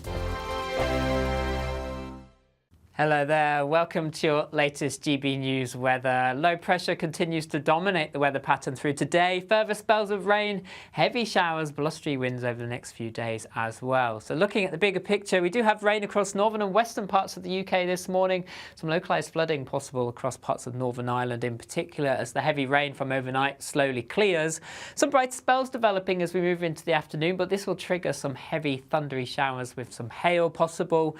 With brisk southerly winds, it will feel quite chilly in the south and the west. Here, highs of 11 or 12 Celsius. In any brighter skies, we could see highs of 13 or 14 in a few sheltered spots. Into the evening time, further heavy showers push northwards across the country, these merging into some longer spells of rain. And then during the early hours, this batch of wet weather moves into central southern parts of England and Wales. Could be heavy at times, so a cloudy night here, but clearing skies across Northern Ireland and Scotland. A touch of frost and some fog here as temperatures fall close to, if not below, freezing. So a north-south split to start Thursday. Wet and windy weather across parts of Wales and England. Brighter skies Northern Ireland and Scotland, and then these weather systems slowly push northwards as we go through the day. Further wet and windy weather pushing into central southern England. Gales along some southern coasts at times too. The best of the drier weather holding on across northern Scotland, and for most temperatures around 12 or 13. See you soon. Join me, Camilla Tominey, every Sunday at 9:30 when I'll be interviewing the key players in British politics and taking them to task. This report basically says that he's not fit to stand trial. With an upcoming election looming over Westminster, now is the time for clear, honest answers. I agree. And that's precisely what I'll get. Is he indecisive? Incompetent? That's the Camilla Tominey Show at 9:30 every Sunday on GB News, the People's Channel, Britain's election channel. I'm Michelle Dewberry, and I'm not here to tell you what to think. I'd much rather hear what you have to say. So send in your opinions to gbviews@gbnews.com. Keep them clean, and you never know, I might read them out. With my panel here on Jubes & Co, we debate, we get stuck into the issues of the day on a show where all views are welcome, especially yours. GB News, the People's Channel, Britain's news channel. 2024, a battleground year. The year the nation decides. As the parties gear up their campaigns for the next general election. Who will be left standing when the British people make one of the biggest decisions of their lives? Who will rise? And who will fall? Let's find out together. For every moment, the highs, the lows, the twists and turns. We'll be with you for every step of this journey. In 2024, GB News is Britain's election channel.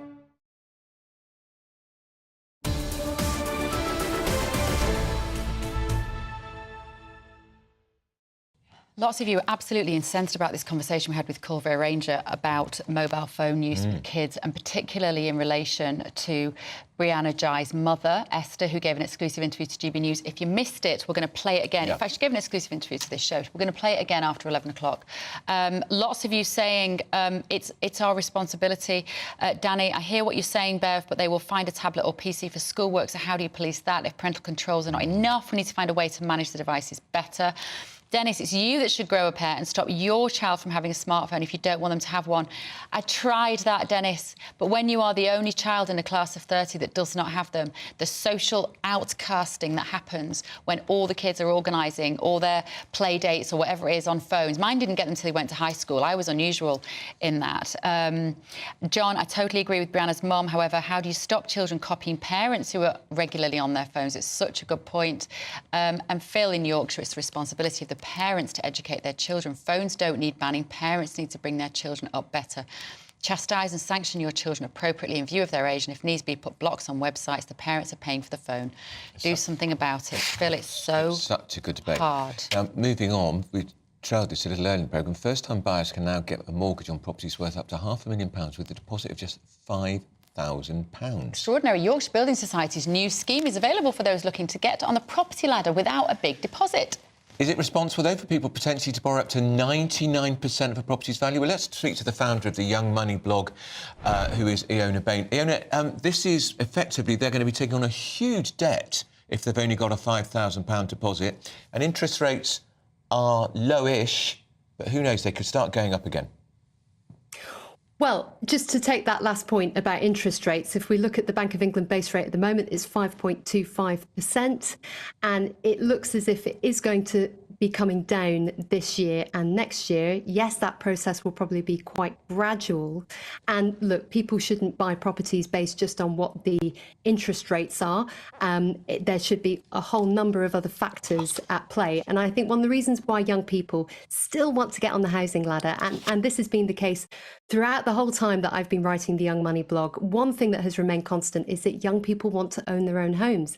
And that's not just because of the security and the stability that it provides, provides, it's because there are significant financial advantages to being a homeowner, not least because you can pay down your housing costs over time by reducing your mortgage in a way that is just not possible with renting. And yes, you don't want young people taking on large debts that are going to take a long time to pay off. However, the alternative is that young people will be renting for the rest of their lives, and that situation is far from ideal as they head into retirement. So look, this new product from Yorkshire Building Society is really interesting. I think a deposit of £5,000 could potentially speed up the process of getting on the housing ladder for many young people, especially in London and the South East and those parts of the country that remain really expensive. And yes, we've said to young people, why don't you think about moving to a cheaper part of the country? But for a lot of those young people, they want to stay where their families and their communities are. And I think it's in all our interests that we try to level the playing field and make it more affordable for those people to remain in the communities and areas that they grew up in. What would it cost the average if somebody does buy a £500,000 property with a deposit of £5,000? What is the mortgage repayment going to be on average, do you think, Iona? Well, I think it's probably more helpful to look at what the average first-time buyer mortgage is in somewhere, you know, in the country where it's more like £200,000. I mean, then you're looking at a loan-to-value mortgage of 97.5%. So I can't give you the exact figures on how much the mortgage repayment would be per month, because that depends on, you know, various factors. But I think it's certainly worth looking at if you are in a part of the country where potentially it's going to take you many, many years to get on the housing ladder. I mean, if you look at London and South East, it's going to take, you know, over 7 years. In other parts of the country, that wait is a lot shorter. You're looking at, say, in the Northwest, a wait of more like 3 years to get on the housing ladder. But still, I think a lot of your older viewers, if they think back to when they got on the housing ladder, that wait was a lot shorter and it was easier. It's never been easy to save for your own home, but I think probably we're all in agreement that it's never been more difficult. I'm thinking about the kind of people that might want to put a £5,000 deposit on a £500,000 house. I'm guessing wannabe landlords. It's going to be people who think, I can't pay those mortgage repayments, I don't have enough income to have saved a bigger deposit. So what I'm going to do is I'm going to buy a load of houses with a £5,000 deposit, and then I'm going to put tenants in them to pay my massive mortgage. Does that not concern you with this scheme? Well, as far as I know, this is only available on residential mortgages, so you wouldn't be able to take out buy-to-let mortgages with this kind of scheme.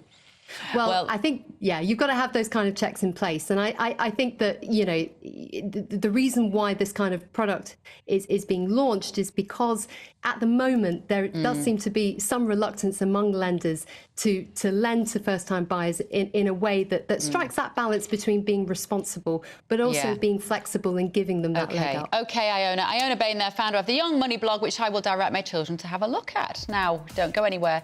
In a Britain's Newsroom exclusive, we spoke to the mother of murdered transgender teen Brianna Ghey. Stay tuned. It is heartbreaking. Don't miss it. A brighter outlook with Box Solar, sponsors of weather on GB News. Welcome to your latest weather update from the Met Office for GB News. The weather remains very lively. Heavy downpours across much of the UK today. It's still pretty gusty and blustery as well. And here's the reason why. Low pressure continues to dominate. These weather fronts spiralling bands of rain across the UK. It's been particularly wet in Northern Ireland. Weather warning in place here until 3 this afternoon. A line of rain working its way into eastern England. Ahead of that, we have seen some sunshine, some sunny spells following, but also a whole host of blustery showers blown in by a gusty wind, and the wet weather across Scotland, falling as rain at low levels, but some snow over the higher routes possible here. Cold feeling day in northern Scotland, 6 or 7 elsewhere. Well, just about double digits, but still feeling chilly for the end of March. More heavy showers will spread northwards overnight, and this zone of wet weather will be, again, mostly rain at low levels, but could provide some snow, particularly across parts of the West Midlands, up towards North Wales, down towards Gloucestershire for tomorrow morning. It's going to turn windy again through tomorrow as well, particularly from the southwest as further rain comes in here. It'll be a chilly night in Scotland, touch of frost here, but northern Scotland should see some sunny spells during Thursday. Another band of rain then swings up from the south, and very blustery conditions along the south coast. There's a Met Office yellow warning in place for those gusty winds. And again, from mid-morning onwards, it's another day of heavy showers, and again, feeling on the chilly side, 10 to 12 at best. That warm feeling inside from Boxed Boilers, sponsors of weather on GB News.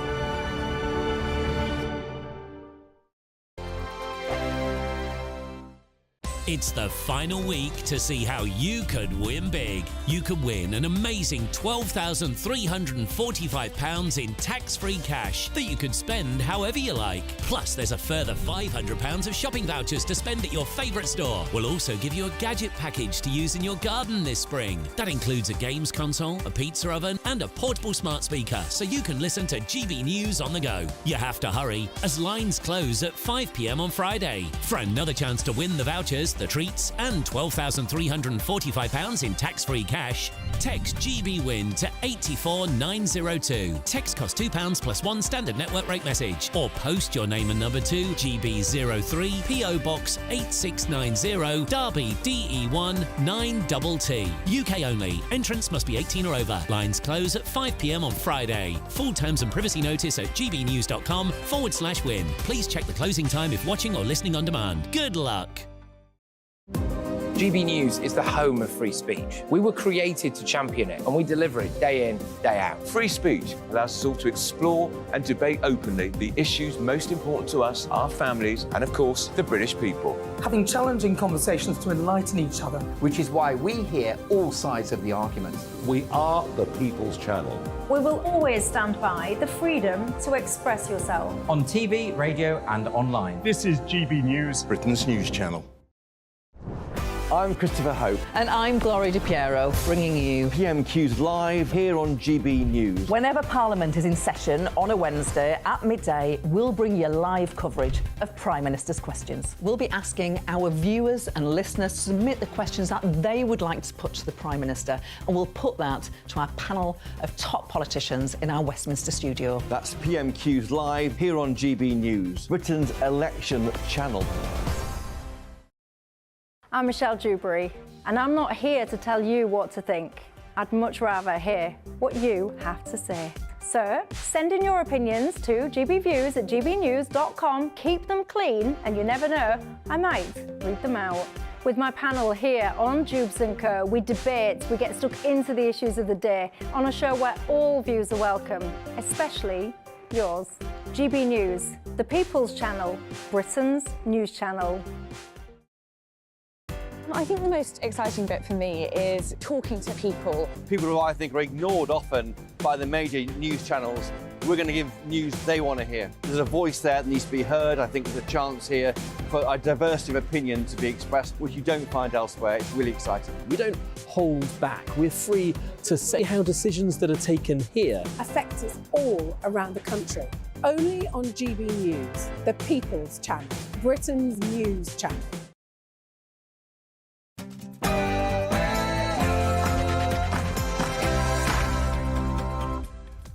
Good morning, 11 a.m. on Wednesday, the 27th of March. This is Britain's Newsroom on GB News with Andrew Pearce and Bev Turner. So, speaking exclusively to Britain's Newsroom, the mother of murdered transgender teen Brianna Ghey told us how she believes that child-safe phones would have saved her daughter's life. It feels like such a waste of life. And if I can make things better for other young people, then I'll keep working in order to do that. Britain's sewage scandal, oh dear. Spills rose to a record high last year. Clean water campaigner Fergal Sharkey, he's going to give us his view. And is the NHS simply not fit for purpose? Satisfaction with the health service has fallen to a historic low, and the difficulty to see a GP is the biggest annoyance. I'm sure you've had a similar experience. If so, let us know. And is it OK to call people fat? The fitness coach, Mr Motivator, yes, he's still around.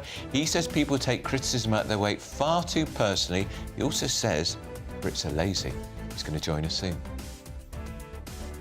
And is Christianity under attack? First, a cross on a hot cross bun was changed to a tick, and now Easter eggs are under threat, with some calling them gesture eggs. Is that OK? No.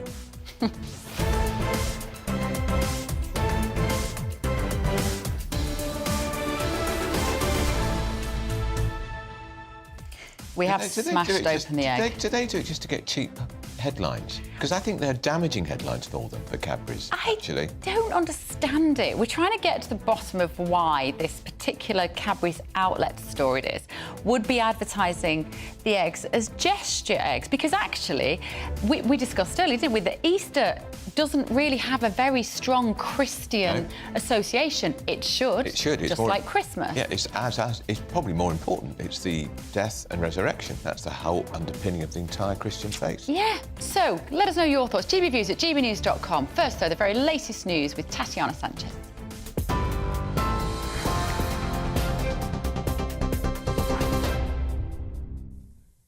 Bev, thank you. The top stories this hour. Public satisfaction with the NHS has fallen to its lowest level since records began 40 years ago, with waiting times among the biggest concerns.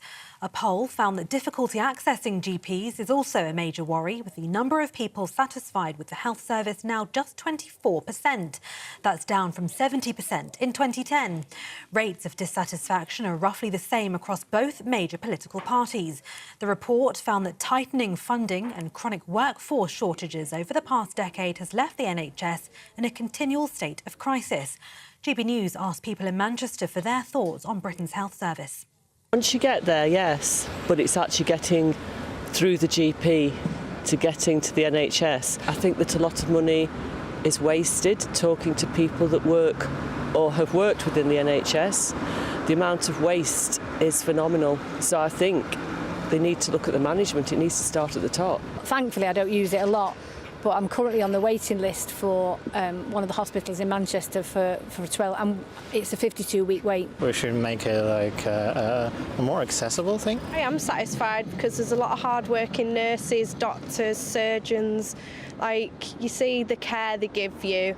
And plus, I had 3 of my children here, and the care I received was perfect. The search for survivors following yesterday's bridge collapse in Baltimore has been suspended, with 6 people presumed dead. Video footage captured the moment a cargo ship crashed into the Francis Scott Key Bridge at around 1:30 yesterday morning local time.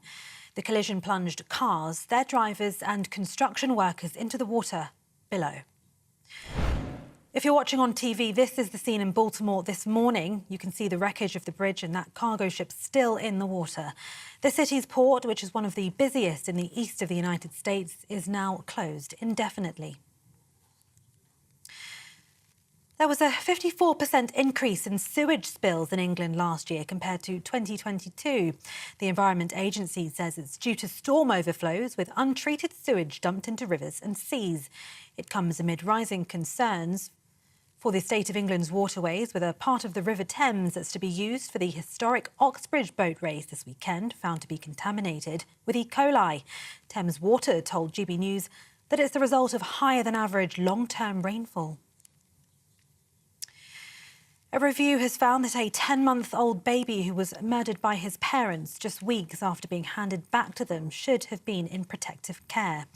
Finley Bowden's parents, Shannon Marston and Stephen Bowden, inflicted over 100 injuries on their son before he died at his family home in Chesterfield, Derbyshire, on Christmas Day in 2020.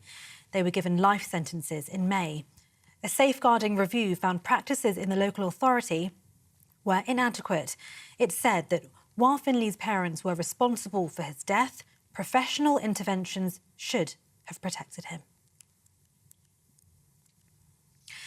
The London Mayor has unveiled a new election pledge to put around 1,300 extra neighbourhood police officers and special constables on the streets of the capital. The pledge comes in the wake of the Baroness Casey review, finding the capital no longer has a functioning neighbourhood policing service. Sadiq Khan made the pledge alongside Shadow Home Secretary Yvette Cooper while out on patrol with officers from the Met Police in South West London. The Mayor says it's a moment of opportunity. Now introduced a London Policing Board, really important in relation to transparent accountability of the police. We're fast-tracking disciplinary cases against police officers. We're funding the domestic abuse sexual offences line. The anti-corruption line is still open. We're lobbying the government to change the regulations so it's easier to get rid of bad officers, but also to change the culture within the police service by improving vetting. It's really important, though, to have a Labour government working with the police, working with the Mayor. At the moment we don't. The government's not giving us a penny of support in relation to the transformation that's required in the Met Police Service.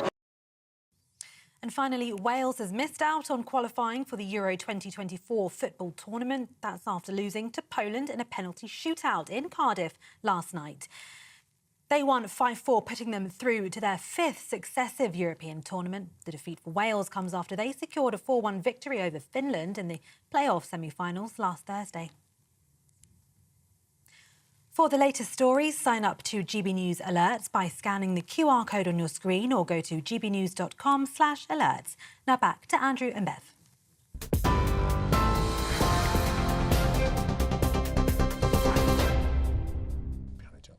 What's the time? It is 11:07. Britain's Newsroom here on GB News with Andrew Pierce and Bev Turner.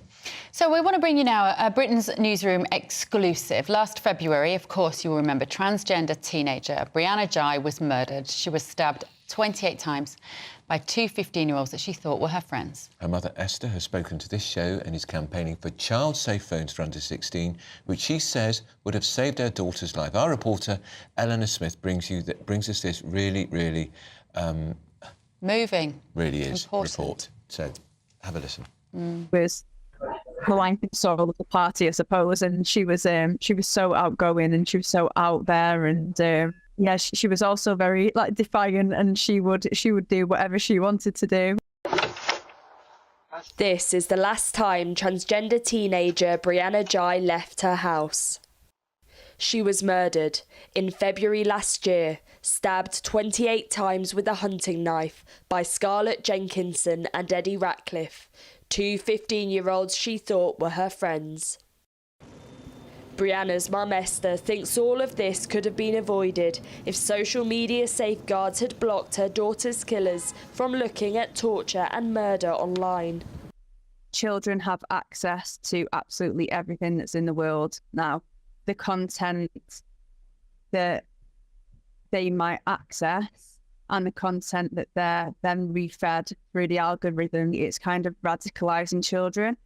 And it wasn't just Scarlett and Eddie that were accessing dangerous content online. Esther believes that part of the reason Brianna was so vulnerable was because she was addicted to her phone. When Brianna was with us, it was a massive argument point in our house. I was worried about what she was accessing online. I've lost Brianna at a very young, when she was very young, and I wish that we didn't have all of those arguments. I wish that it was, I kind of wish that I had that support as a parent in the first place. And if not... And Esther's not alone. Tory MP and child safety campaigner Miriam Cates believes smartphones are damaging a whole generation of children. It's becoming increasingly clear that smartphones and social media have had a very detrimental impact on children and childhood. And if you look at any measure of children and teen well-being, so whether that's depression, anxiety, actual suicide, all of those measures have gone off a cliff since 2010, 2012, when smartphones and social media became ubiquitous for children. We've got to stop it quickly, otherwise we are condemning our further generation to that kind of mental health problem. While it's too late for Brianna, Esther says she won't stop campaigning to make sure it doesn't happen again. She struggled for a couple of years before she passed away, and for me that just feels like such a waste of life. And if I can make things better for other young people, then I'll keep working in order to do that. Eleanor Smith, GB News. Powerful, woman. Moving. Every day must be. How do you get through it? To lose a child anyway, but to lose a child in such horrific, brutal circumstances. And she is convinced, isn't she, that if those kids hadn't had access to the dark web on their phones, she'd still have a daughter. And also, as she says there, her relationship with Brianna was troubled because they fought about the phone all the time, and I can relate. I mean, lots of you out there are saying, Leon said, I say they a lot, but when I say that, I mean that people are telling politicians what to do. They will be thrilled that teenagers are addicted to smartphones as apps, and signing in has been planned for all of their futures. Even parking your car will let people know where you are, how long you were there for. You've got no chance of discouraging youngsters from technology at an impressionable age. There's some truth to that, but I think they can, at 16, I think they should be allowed access to smartphones. And until then, I think what Brianna's mother was talking about, what Esther's talking about then, is this idea that there are child-safe phones, so that the technology companies make a phone for children. In fact, there are some charities working on this that have certain things they might need. They might need a map to find, they might need a bus app, what time the next bus is. My kids... We used to manage before, you know. I know we did, but unfortunately you could pick up a paper timetable to see when your bus would be. They don't exist anymore. They used to be on the bus, at the bus stop. And my kids have exactly on their phone, they will have their timetable for their day's work. They'll have their homework posted onto an app on Microsoft Teams, which is on their phone. So it's not as simple as just saying don't let them have it. So the schools are part of the problem. Oh, they are a massive part of the problem, but they are also suffering with the problem. I talk to teachers about this regularly, and teachers say, we are struggling. We don't want the kids to have these phones. But unfortunately, leadership in this country is such that nobody really cares. I mean, let's face it, Rishi Sunak is the biggest technocrat this country's got. His mate, Jeremy Hunt, is the same. They are just up to their necks in the technology industry. It was quite interesting seeing those little images of Brianna Ghey. Each time, she had a phone in her hand. I know, and that's what they're like. Unfortunately, they walk down the road like this. And we're not teaching them. I try what I can with my kids, but then the schools also aren't teaching them about digital management, because it's not just about meeting a stranger online or watching a murder video. It's many, many other layers of poor, dark influence on our next generation. Right, now moving on, this is appalling and it's going to make you very angry, I'm sure. Sewage spills into England's rivers and seas by water companies more than doubled last year.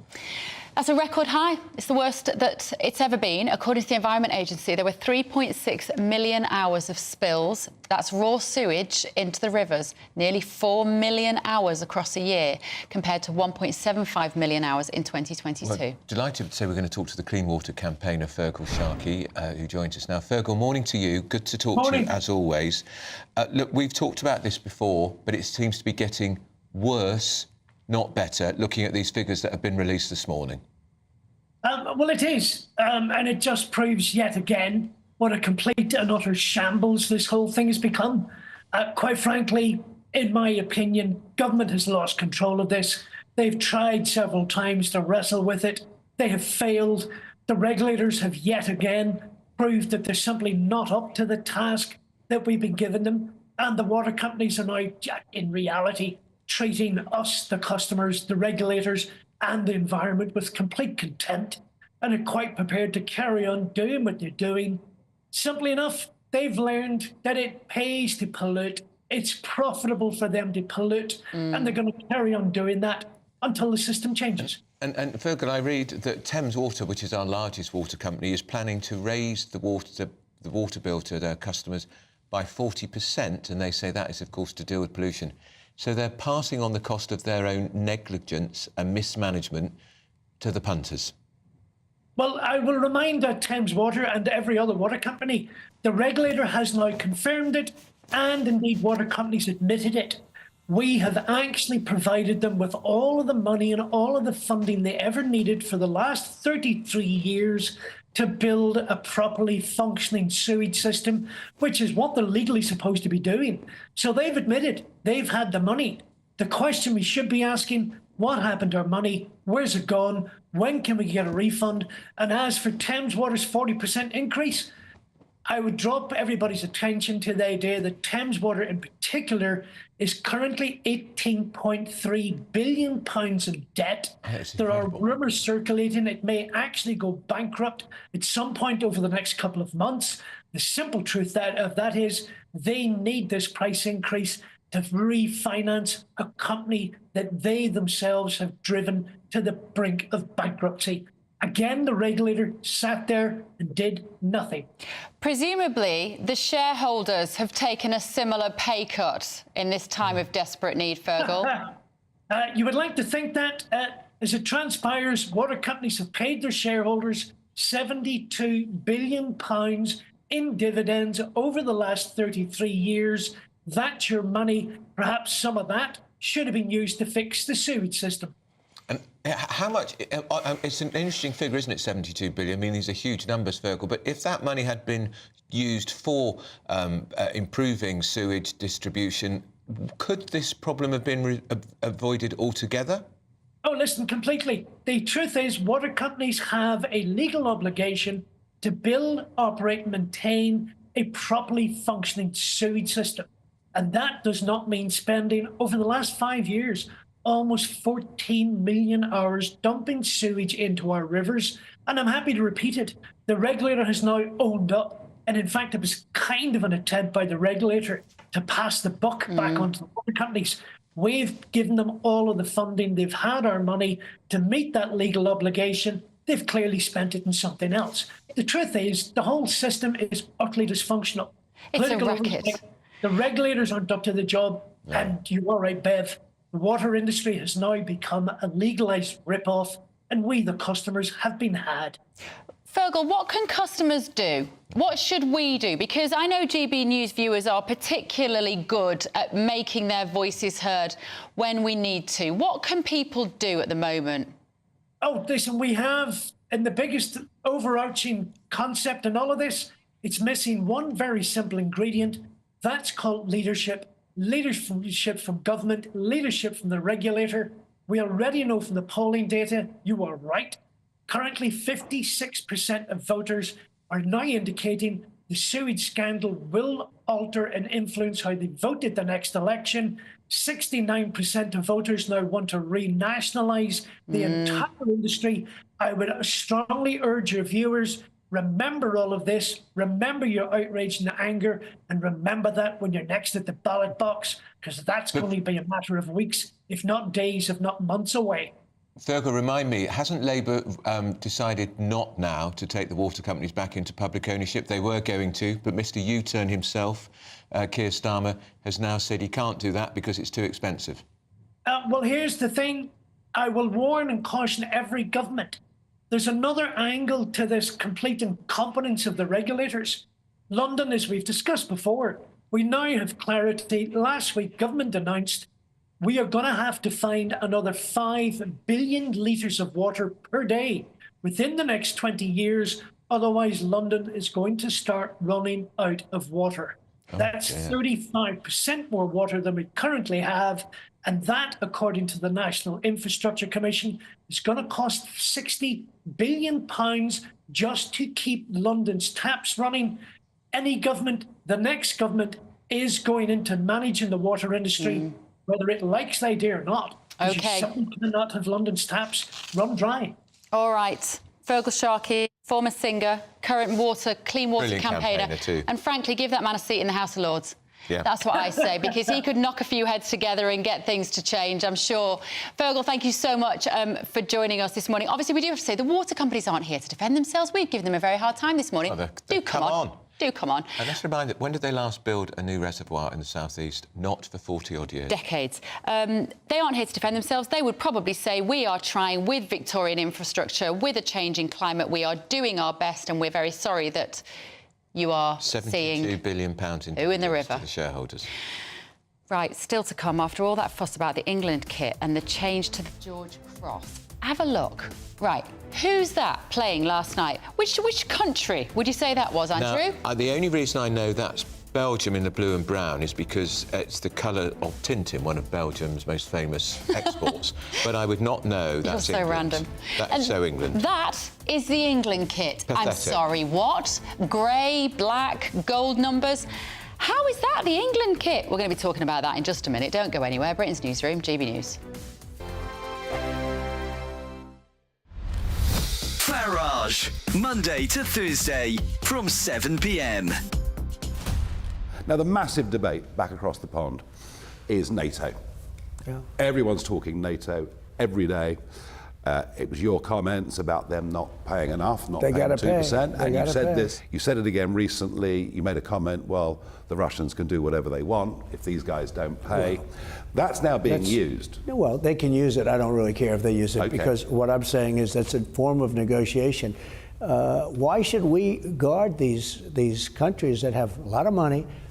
And the United States was paying for most of NATO. And when I went there, and I already had it out with them, and now they stopped paying again. But now they're paying because of those comments that you saw 2-3 weeks ago. The question was asked by the head of a major country in front of everyone else, 28 countries at the time, including us. They said, so if we don't pay our bills, are you going to protect us from Russia? I said, you mean you're delinquent? You're not paying the bills? Yes. Nope, I'm not going to pay you. We're not going to do it. We're not going to defend you. If you're not paying your bills, we're not going to defend you. It's very simple. And hundreds of billions of dollars came flowing in. Now, if I say, yes, I am, they're not going to pay their bills. Why would they do that? NATO has to treat the U.S. fairly, because if it's not for the United States, NATO literally doesn't even exist. But they took advantage of us, like most countries do. If they start to pay their bills properly and the club is fair, are places like Poland defended? Will America be there? I believe the United States was paying 90% of NATO, the cost of NATO. It could be 100%. It was the most unfair thing. And don't forget, it's more important to them than it is to us. We have an ocean in between some problems. It's more important for them. They were taking advantage, and they did. They took advantage of us on trade, and they took advantage on So if they play fair, if they start to play fair, America's there? Yes, 100%, 100%. Thank you. Big news, big debates, big opinion.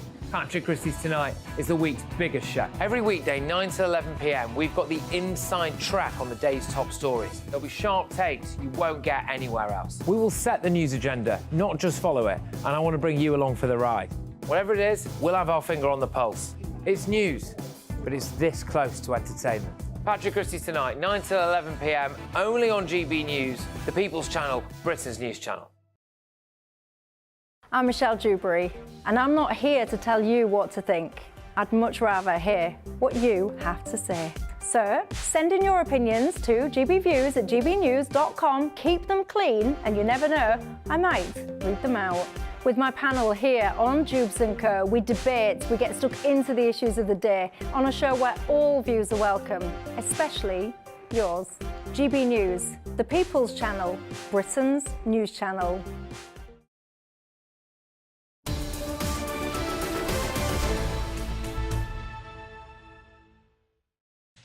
11:23. You're with Britain's News when GB News' Andrew Pearson, Beth Turner, and the noisy panellists are back. Stephen Pound and Mike Parry.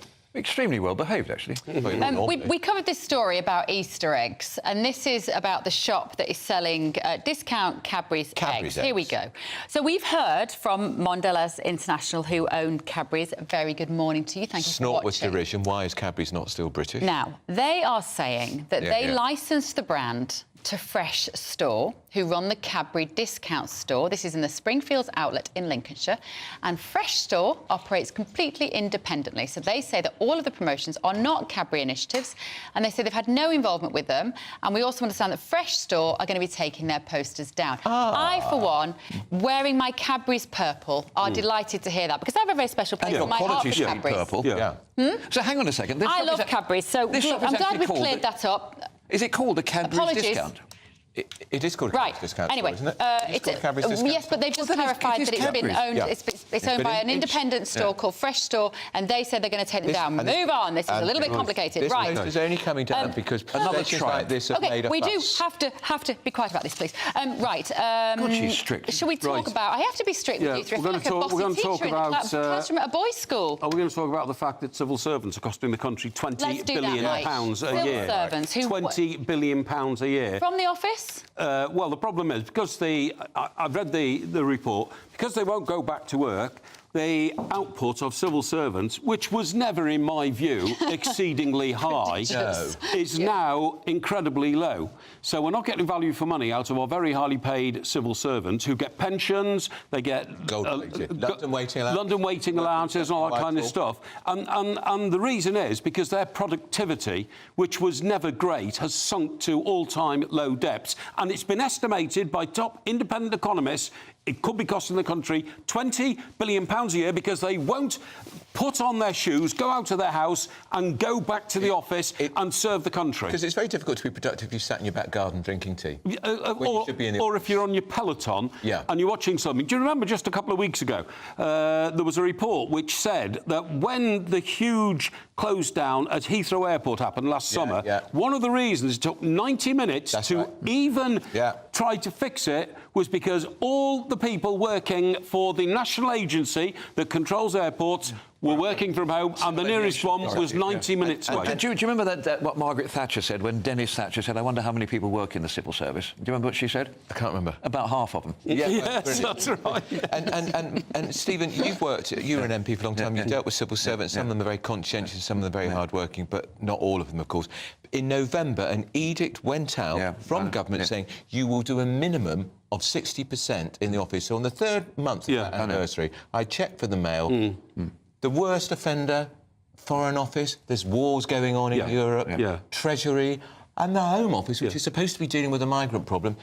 Fewer than 50%. Well, there was a very noble Minister of State, a man called Jacob Rees-Mogg. I remember. Who's also my tip for the next James Bond, by the way. And he used to go around the Home Office putting little notes on people's desks, saying, "I was here, where were you?" But the terrifying thing about this, Andrew, is they say that if they increase their productivity by 5%, that would save the country 20 billion. What?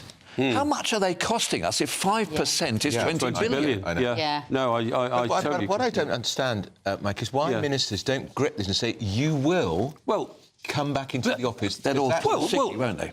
Listen, Andrew, you know better than me that the discipline and authority within every civil service department is run by their union. Of course. They've got a very strong union, and this is where a number of bullying complaints have surfaced when a minister's tried to get heavy, like you've just suggested. Isn't it strange that within a few weeks there's, tittle-tattle about bullying and... Patel, remember, the diminutive Home Secretary? Absolutely. An official report said she was bullying, but Boris, to be fair to him, refused to move her because he said he wants more ministers to bully senior civil servants. There's three different unions. The union that actually intrigued me was when I had to go and meet some ministers when I was doing some stuff in the Home Office, and they said they're from the First Division Association, and I said, you've got footballers here. That's they said, no, it's actually a union called the First Division. Talking of which, thank you for that gear change, Stephen Pound. Football, First Division. England Did you match. like the segue, by the way? I liked it. That was wonderful.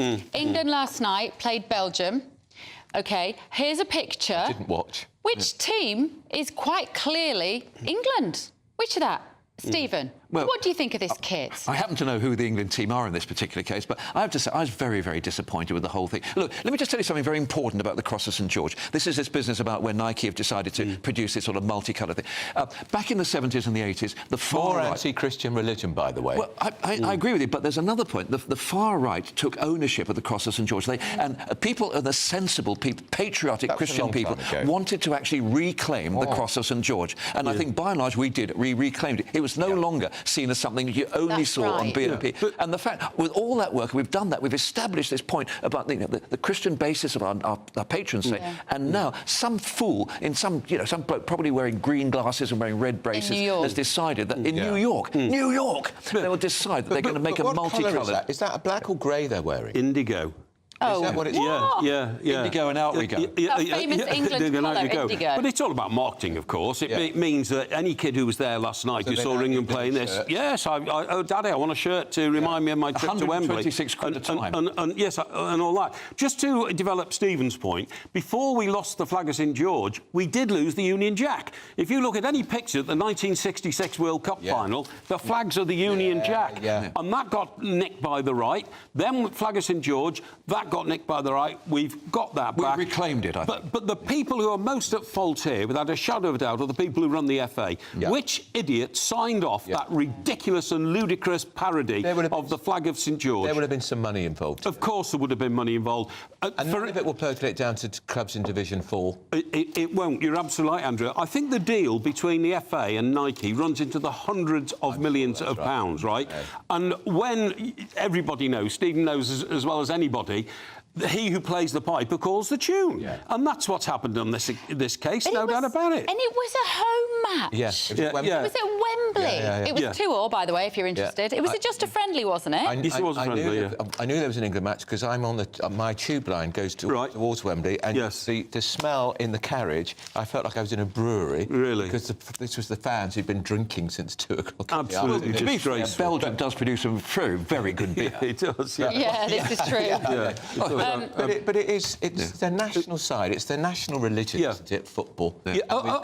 Absolutely. It's unrecognisable. Even if St George was from Syria. Much worse... Turkey, I think. Much worse even than last night was the fact that Brazil came and visited us in the last game, and Brazil's strip is the most famous in the world. Yellow shirt, blue shorts, white socks and green flashes. Yeah. And do you know what? Changed it. Yeah. They did change it when they played England, and so it wasn't like watching Brazil. It was like watching somebody else, because they played in their second kit, which is dark blue.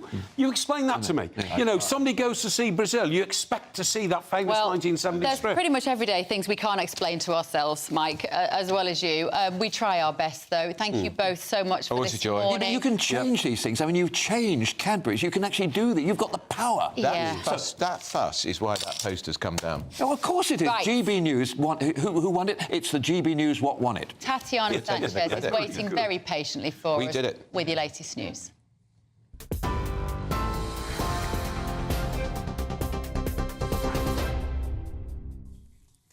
Bev, thank you. The top stories this hour. Public satisfaction with the NHS has fallen to its lowest level since records began 40 years ago, with waiting times among the biggest concerns. A poll found that difficulty accessing GPs is also a major worry, with the number of people satisfied with the health service now just 24%. That's down from 70% in 2010. Rates of dissatisfaction are roughly the same across both major political parties. The report found that tightening funding and chronic workforce shortages over the past decade has left the NHS in a continual state of crisis. The search for survivors following yesterday's bridge collapse in Baltimore has been suspended, with 6 people presumed dead. Video footage captured the moment a cargo ship crashed into the Francis Scott Key Bridge yesterday morning. The city's port, which is one of the busiest in the east of the United States, is now closed indefinitely. There was a 54% increase in sewage spills in England last year compared to 2022. The Environment Agency says it's due to storm overflows, with untreated sewage dumped into rivers and seas. It comes amid rising concern for the state of England's waterways, with a part of the River Thames that's to be used for the boat race this weekend found to be contaminated with E. coli. Thames Water told GB News that it's the result of higher than average long-term rainfall. And finally, Wales has missed out on qualifying for Euro 2024. It's after losing to Poland in a penalty shootout in Cardiff last night. They won 5-4, taking them to their 5th successive European tournament. The defeat comes after Wales secured a 4-1 victory over Finland in the playoff semi-final last Thursday. For the latest stories, sign up to GB News Alerts by scanning the QR code on your screen or go to gbnews.com/alerts.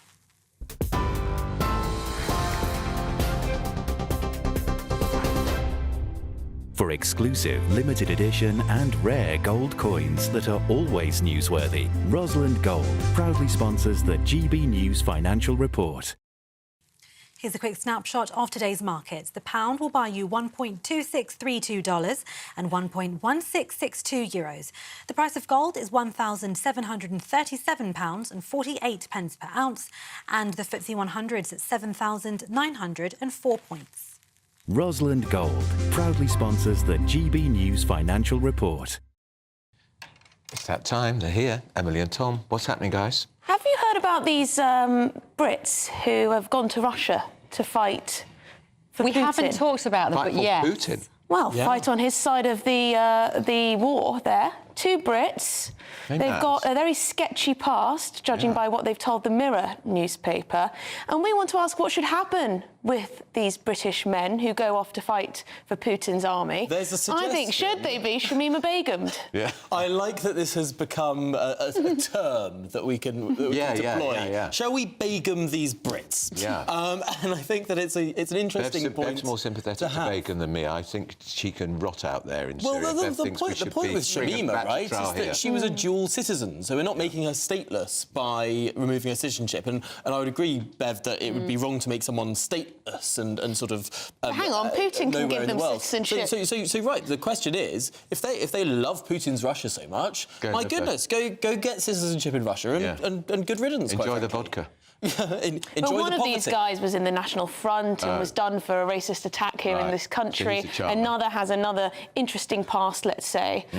So so a strange Rollins. thing to do, though, if you don't have a Russian connection. I mean, they're clearly bananas, right? I mean, this is not a large number of people. These are two lunatics who have gone in search for thrills and guns and... They want to play with guns, don't they? Yeah. Are they promoting themselves on social media? Have they got their... Do you know whether they have their own social media accounts? There's a clip that's been shown of one of the guys, essentially, you know, showing off with his guns and his ammunition and saying how much he loves Putin, waving the flag, the Kremlin and all of this. He's just a very edgy guy, right? He just wants to be sort of riling people up. And But I think a lot of men, you know, they look to Putin, well, not a lot of men, but I'm sure there are men who look to Putin and think, this is a strong leader, I want to fight for his army. But the question is, a strong what leader should we who do? won't sit within 5 metres of anyone. He's so scared of getting coughed upon. He's a deranged despot, that's what he is. Anyway, what should happen to these guys? That's the question. Well, we don't want them back. No, we don't. And I think to begum, I think we can coin this. We can coin this as an action. Yeah. We can coin this as a verb. Yeah. Shall we begum these Brits? That's our big question. They could always go and live in Syria with her. What about that? Yeah, well, there you go. There's an idea. Yeah. We'll float that one. I mean, if they love their sort of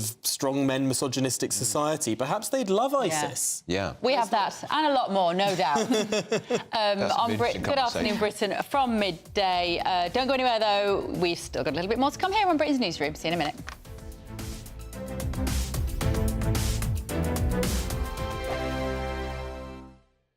This is GB News, Britain's news channel. Is the brand of toothpaste super important here, or is it more about the toothbrush? Because I was told a long time ago by my dentist, electric toothbrush, Pip, that is the way to go. You're exactly right. I mean, the action of mechanically removing plaque, so using a brush, is much more effective than the brand of toothpaste itself. But in terms of the ingredient in toothpaste that we're looking for, it's something called fluoride. And fluoride is essential to help remineralize and strengthen our teeth. It's really important to use a toothpaste with fluoride. And in terms of brushing, using an electric toothbrush is just much easier. You know, you're brushing your teeth first thing in the morning, last thing at night. You're going to be a bit tired in those times. So using an electric toothbrush, you just hold it against your tooth and gum and it does all the work for you. So it's just much easier in my opinion. But you have to use your electric toothbrush properly. You're exactly right. Yeah, there is a technique of actually brushing your teeth, although it sounds really simple. With an electric toothbrush, you have to hold it against the tooth and the gum. Ideally, you want a pressure sensor in that toothbrush so you know exactly when you're pressing too hard. But if you're using a manual toothbrush, you need to move it around and small circular motions. But actually what I see is people who use manual toothbrushes, they tend to over scrub and over brush, which can actually lead to gum recession and your enamel thinning long term. Sometimes I will get up in the morning and I will have breakfast and then I'll brush my teeth. Is that wrong? Unfortunately, that's wrong. So the best time to brush your teeth is first thing in the morning, as soon as you wake up. If you're brushing after you eat and after breakfast, you're brushing your teeth in that weakened acidic state. So your teeth are actually under attack and they're much more vulnerable. GB News is the home of free speech. We were created to champion it, and we deliver it day in, day out. Free speech allows us all to explore and debate openly the issues most important to us, our families, and of course, the British people. Having challenging conversations to enlighten each other. Which is why we hear all sides of the argument. We are the People's Channel. We will always stand by the freedom to express yourself. On TV, radio and online. This is GB News, Britain's news channel. Every Sunday from 11, join Michael Portillo. There will be topical discussion, looking at the week before and the week to come. So kick back and relax at 11 a.m. on Sundays on GB News with me, Michael Portillo. GB News, the People's Channel, Britain's news channel.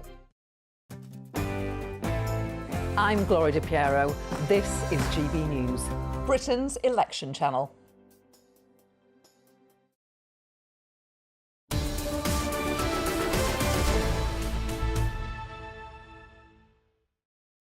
(11:40), Britain's News and GB News with Andrew Pearson, Bev Turner. So maths teacher Kevin Lister, you might remember this story, was fired for gross misconduct after misgendering a student.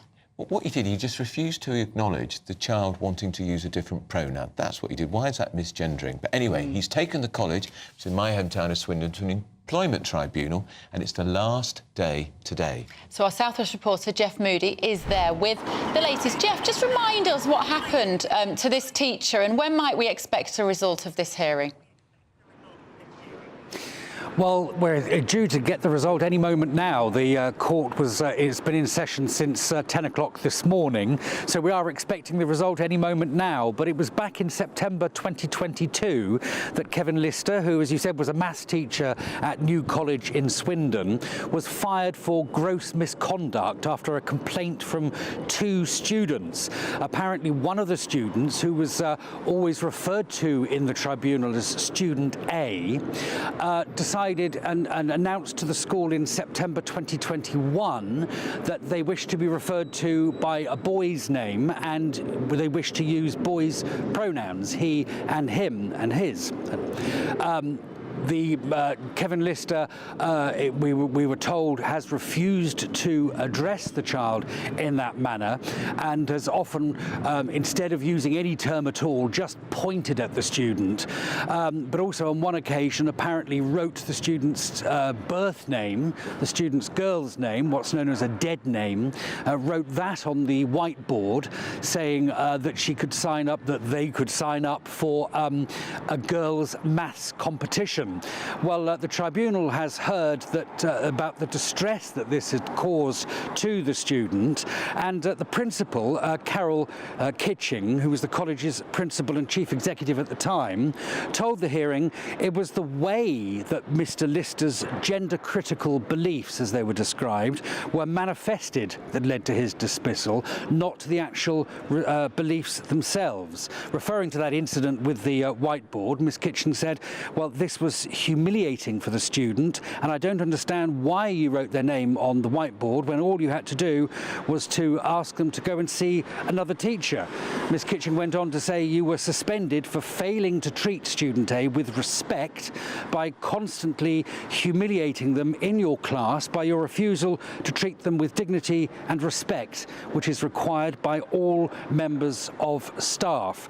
Well, Mr. Lister said that when he found out that the student was identifying as transgender, he raised a safeguarding issue at the school, and the principal said that they didn't feel this was appropriate either, that it's not a significant reason to launch a safeguarding protocol in a school just for something like this. But Mr. Lister says, well, you know, he compared it to ISIS. He said if I had a student that was getting involved with ISIS and beginning to be indoctrinated with ISIS's views, that would be a safeguarding issue. Why isn't it a safeguarding issue when there's a student who is feeling that is possibly being indoctrinated by views about their gender? So it's been a very fraught trial, lots of emotions over the last few days in this hearing, and we should hear whether the tribunal upholds his complaint and whether he keeps his job any moment now. OK, thank you very much, Jeff. Jeff Moody there. In Swindon, I think actually he's in the caucuses in Bristol, and of course Kevin Lister's going to be in the studio tomorrow with Bev tomorrow, and I'm, for one, hoping he wins. Where are you tomorrow? I will be in Cyprus. Oh. Not Cyprus. So Bev and Ben... I'm Malta. Bev and Ben will be here tomorrow. That's right. We are going to be talking to the man in question there, Kevin Lister. Fascinating to hear what he says. And I'm sorry, I don't accept that it should be even called misgendering. He just refused to acknowledge this child is what now wants to be acknowledged. Had the child got approval from their parent? The mood of the nation is behind common sense. Yeah, and they're with Kevin Lister. And that college is just up the road from where I was brought up in Swindon. Oh, so very nice. Interesting. Yeah. Right, you've all been getting absolutely incensed about this sewage situation. I'm not surprised. We feel the same here. Rosemary says, why is surface rainwater in the same drain as sewage? Hedging and ditching was always done in October and March to keep the roads clear. Today's household drains contain gallons of chemicals which just weren't used previously. That is a big problem. And where was the one this was Gary, no sewage should enter waterways and sea, full stop. It should be treated and controlled on land. We need to keep the human waste to ourselves and not just disperse it into the environment. But these storm overflows, which are supposed to be used on rare occasions, are being used sometimes every day, and even on dry days. Yeah. And they're a big part of the problem. Yeah. You all feel very strongly about this, and we're being shortchanged, aren't we? And a lot of you suggesting you just take it up with your water companies and write to your MPs, let them know. And when it's the boat race, we've all laughed sometimes, haven't we, when the boat sank? And the boat race is this Saturday, Cambridge versus Oxford. You'd feel very sad for if the boat sinks this time, because it means... And they throw the cocks in the water. They do, because who'd want that? Because you'd have to go in, nose, mouth closed, and hope you don't swallow anything. Right, should you be able to call people fat? Mr Motivator, remember him? Well, he thinks we should be able to, and he's going to join us next on Britain's Newsroom. See you in a minute. Welcome to your latest weather update from the Met Office for GB News. The weather remains very lively. Heavy downpours across much of the UK today. It's still pretty gusty and blustery as well. And here's the reason why. Low pressure continues to dominate. These weather fronts spiralling bands of rain across the UK. It's been particularly wet in Northern Ireland. Weather warning in place here until 3 this afternoon. A line of rain working its way into eastern England. Ahead of that, we have seen some sunshine, some sunny spells following, but also a whole host of blustery showers blown in by a gusty wind, and the wet weather across Scotland, falling as rain at low levels, but some snow over the higher routes possible here. Cold feeling day in northern Scotland, 6 or 7 elsewhere. Well, just about double digits, but still feeling chilly for the end of March. More heavy showers will spread northwards overnight, and this zone of wet weather will be, again, mostly rain at low levels, but could provide some snow, particularly across parts of the West Midlands, up towards North Wales, down towards Gloucestershire for tomorrow morning. It's going to turn windy again through tomorrow as well, particularly from the southwest as further rain comes in here. It'll be a chilly night in Scotland, touch of frost here, but northern Scotland should see some sunny spells during Thursday. Another band of rain then swings up from the south, and very blustery conditions along the south coast. There's a Met Office yellow warning in place for those gusty winds. And again, from mid-morning onwards, it's another day of heavy showers, and again, feeling on the chilly side, 10 to 12 at best. I'm Christopher Hope. And I'm Gloria Di Piero, bringing you PMQ's live here on GB News. Whenever Parliament is in session on a Wednesday at midday, we'll bring you live coverage of Prime Minister's questions. We'll be asking our viewers and listeners to submit the questions that they would like to put to the Prime Minister, and we'll put that to our panel of top politicians in our Westminster studio. That's PMQ's live here on GB News, Britain's election channel. I think the most exciting bit for me is talking to people. People who I think are ignored often by the major news channels. We're going to give news they want to hear. There's a voice there that needs to be heard. I think there's a chance here for a diversity of opinion to be expressed, which you don't find elsewhere. It's really exciting. We don't hold back. We're free to say how decisions that are taken here affect us all around the country. Only on GB News, the People's Channel, Britain's news channel. Join me, Camilla Tominey, every Sunday at 9:30 when I'll be interviewing the key players in British politics and taking them to task. This report basically says that he's not fit to stand trial. With an upcoming election looming over Westminster, now is the time for clear, honest answers. I agree. And that's precisely what I'll get. Is he indecisive? Incompetent? That's the Camilla Tominey Show at 9:30 every Sunday on GB News, the People's Channel, Britain's election channel.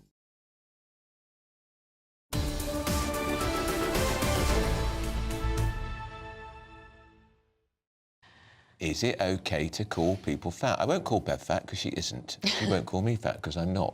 But the fitness fanatic, Derek Evans, you might know him better as 90s icon Mr Motivator, recently told a podcast, diabetes have gone through the roof. You should be able to call people fat. Well, he joins us now. Good morning, Derek. Good morning. Good morning. Great to see you. So I think what you're getting at is this idea that we've become so polite about weight that we're ignoring the elephant in the room. If you'll forgive the phraseology there, and actually sometimes you've got to be cruel to be kind. Well, actually, this has been taken out of all context. I actually didn't say you're entitled to call people fat. What I did say is that in the 80s and 90s, I remember the way I got into television, there was a gentleman walking at reception while I was waiting for the people I was training. And for some reason, I got up and I prodded him in the belly. And I said to him, you need to deal with that. That was fat. He didn't take objection to it. What he said is, he went off. He said, who the hell do you think you are telling me about losing weight? That didn't stop me. What I did the next day was wheel my bike into his office and started training him. He was the program controller of GMTV. But what I said is that things have changed, and we now need to respect the fact that you have a choice.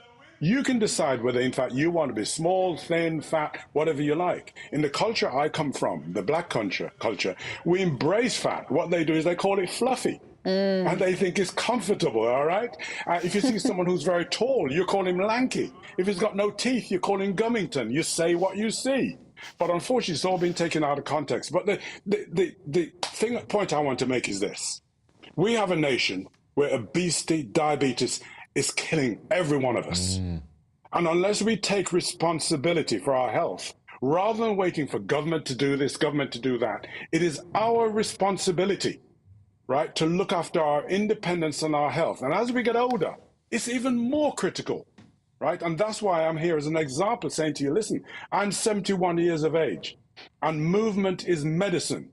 And you can't sit around watching television and not going out to the gym or wherever. You will never, ever be able to look after your family and everything you've worked for. You will lose it.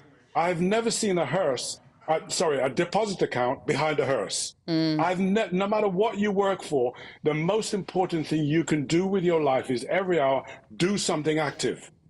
Every hour? Every hour. You know, I'm sitting here on a chair, in fact, it's a bouncing ball, to do all my work at my desk, but my desk lifts up. Every hour, I set my timer to remind me, even if it's only to stand up and sit down. Because when you work in the society we have nowadays, where we spend so much time at the desk, it's important, right, that what you do is you invest in your health and movement. Otherwise, this is what happens to your body. Yeah. The muscles collapse, they lose their strength. And I believe that every one of us right now, you guys sitting down right now, can change the way you sit. You, Andrew, right? What you should be doing is imagine there's an orange between your shoulder blades. Squeeze out the juice of the orange. Automatically, you look better already. Right? Bev, the same thing. If we all practice that every hour, it will change our outlook on life, and you don't have to do much. And do you think there's too much obsession, Derek, with just being thin? Because I may not be fat, but I'm not that fit. And actually, we need to work on fitness, and then the size and being more comfortable will come. Listen, at the end of the day, right, there's nothing wrong with being a size 10, 15, 20, 18, call it what you like, as long as you're fit and healthy, and you can be, because you can be a large person who is as active as everyone else, and you will live. Listen, you take someone who's 20 stones. If he's fit and active, he will outlast anybody who is at 20 stones in weight, who don't exercise. So the important thing is exercise. And, you know, I started out physically trying to engage people and get them to start moving. And I now realize, after all these years, that the mental side of what we do is critical. If that isn't engaged, no matter what you do when you go to a gym or wherever, you're never, ever going to see improvement. And I tell you what's a crime. We got all these gyms and clubs and all these places of interest, and yet still there's not a queue at the door waiting to go in. You're right. Isn't You're that a so shame? right. Derek, thank you so much. Motivating the world for decades now. 71! Look at him. He's amazing, isn't he? You're Absolutely a great role amazing. model, Derek. Keep it up. Amazing. Thank you so much. And actually, this mental health crisis we talk about all the time would be massively improved if we just moved more. Right, that is it from Britain's Newsroom this morning. Up next, Good Afternoon Britain with Emily and Tom. Here they are. What was it Mr. Motivator was saying about something, an apple behind my shoulder? I was trying to follow. I'll have to listen again. Easy. But up on the show today, did you know that today, 3 months, the first 3 months of this year, the highest number of small boats crossings on record? Down last year, seemingly up again this year. Yes.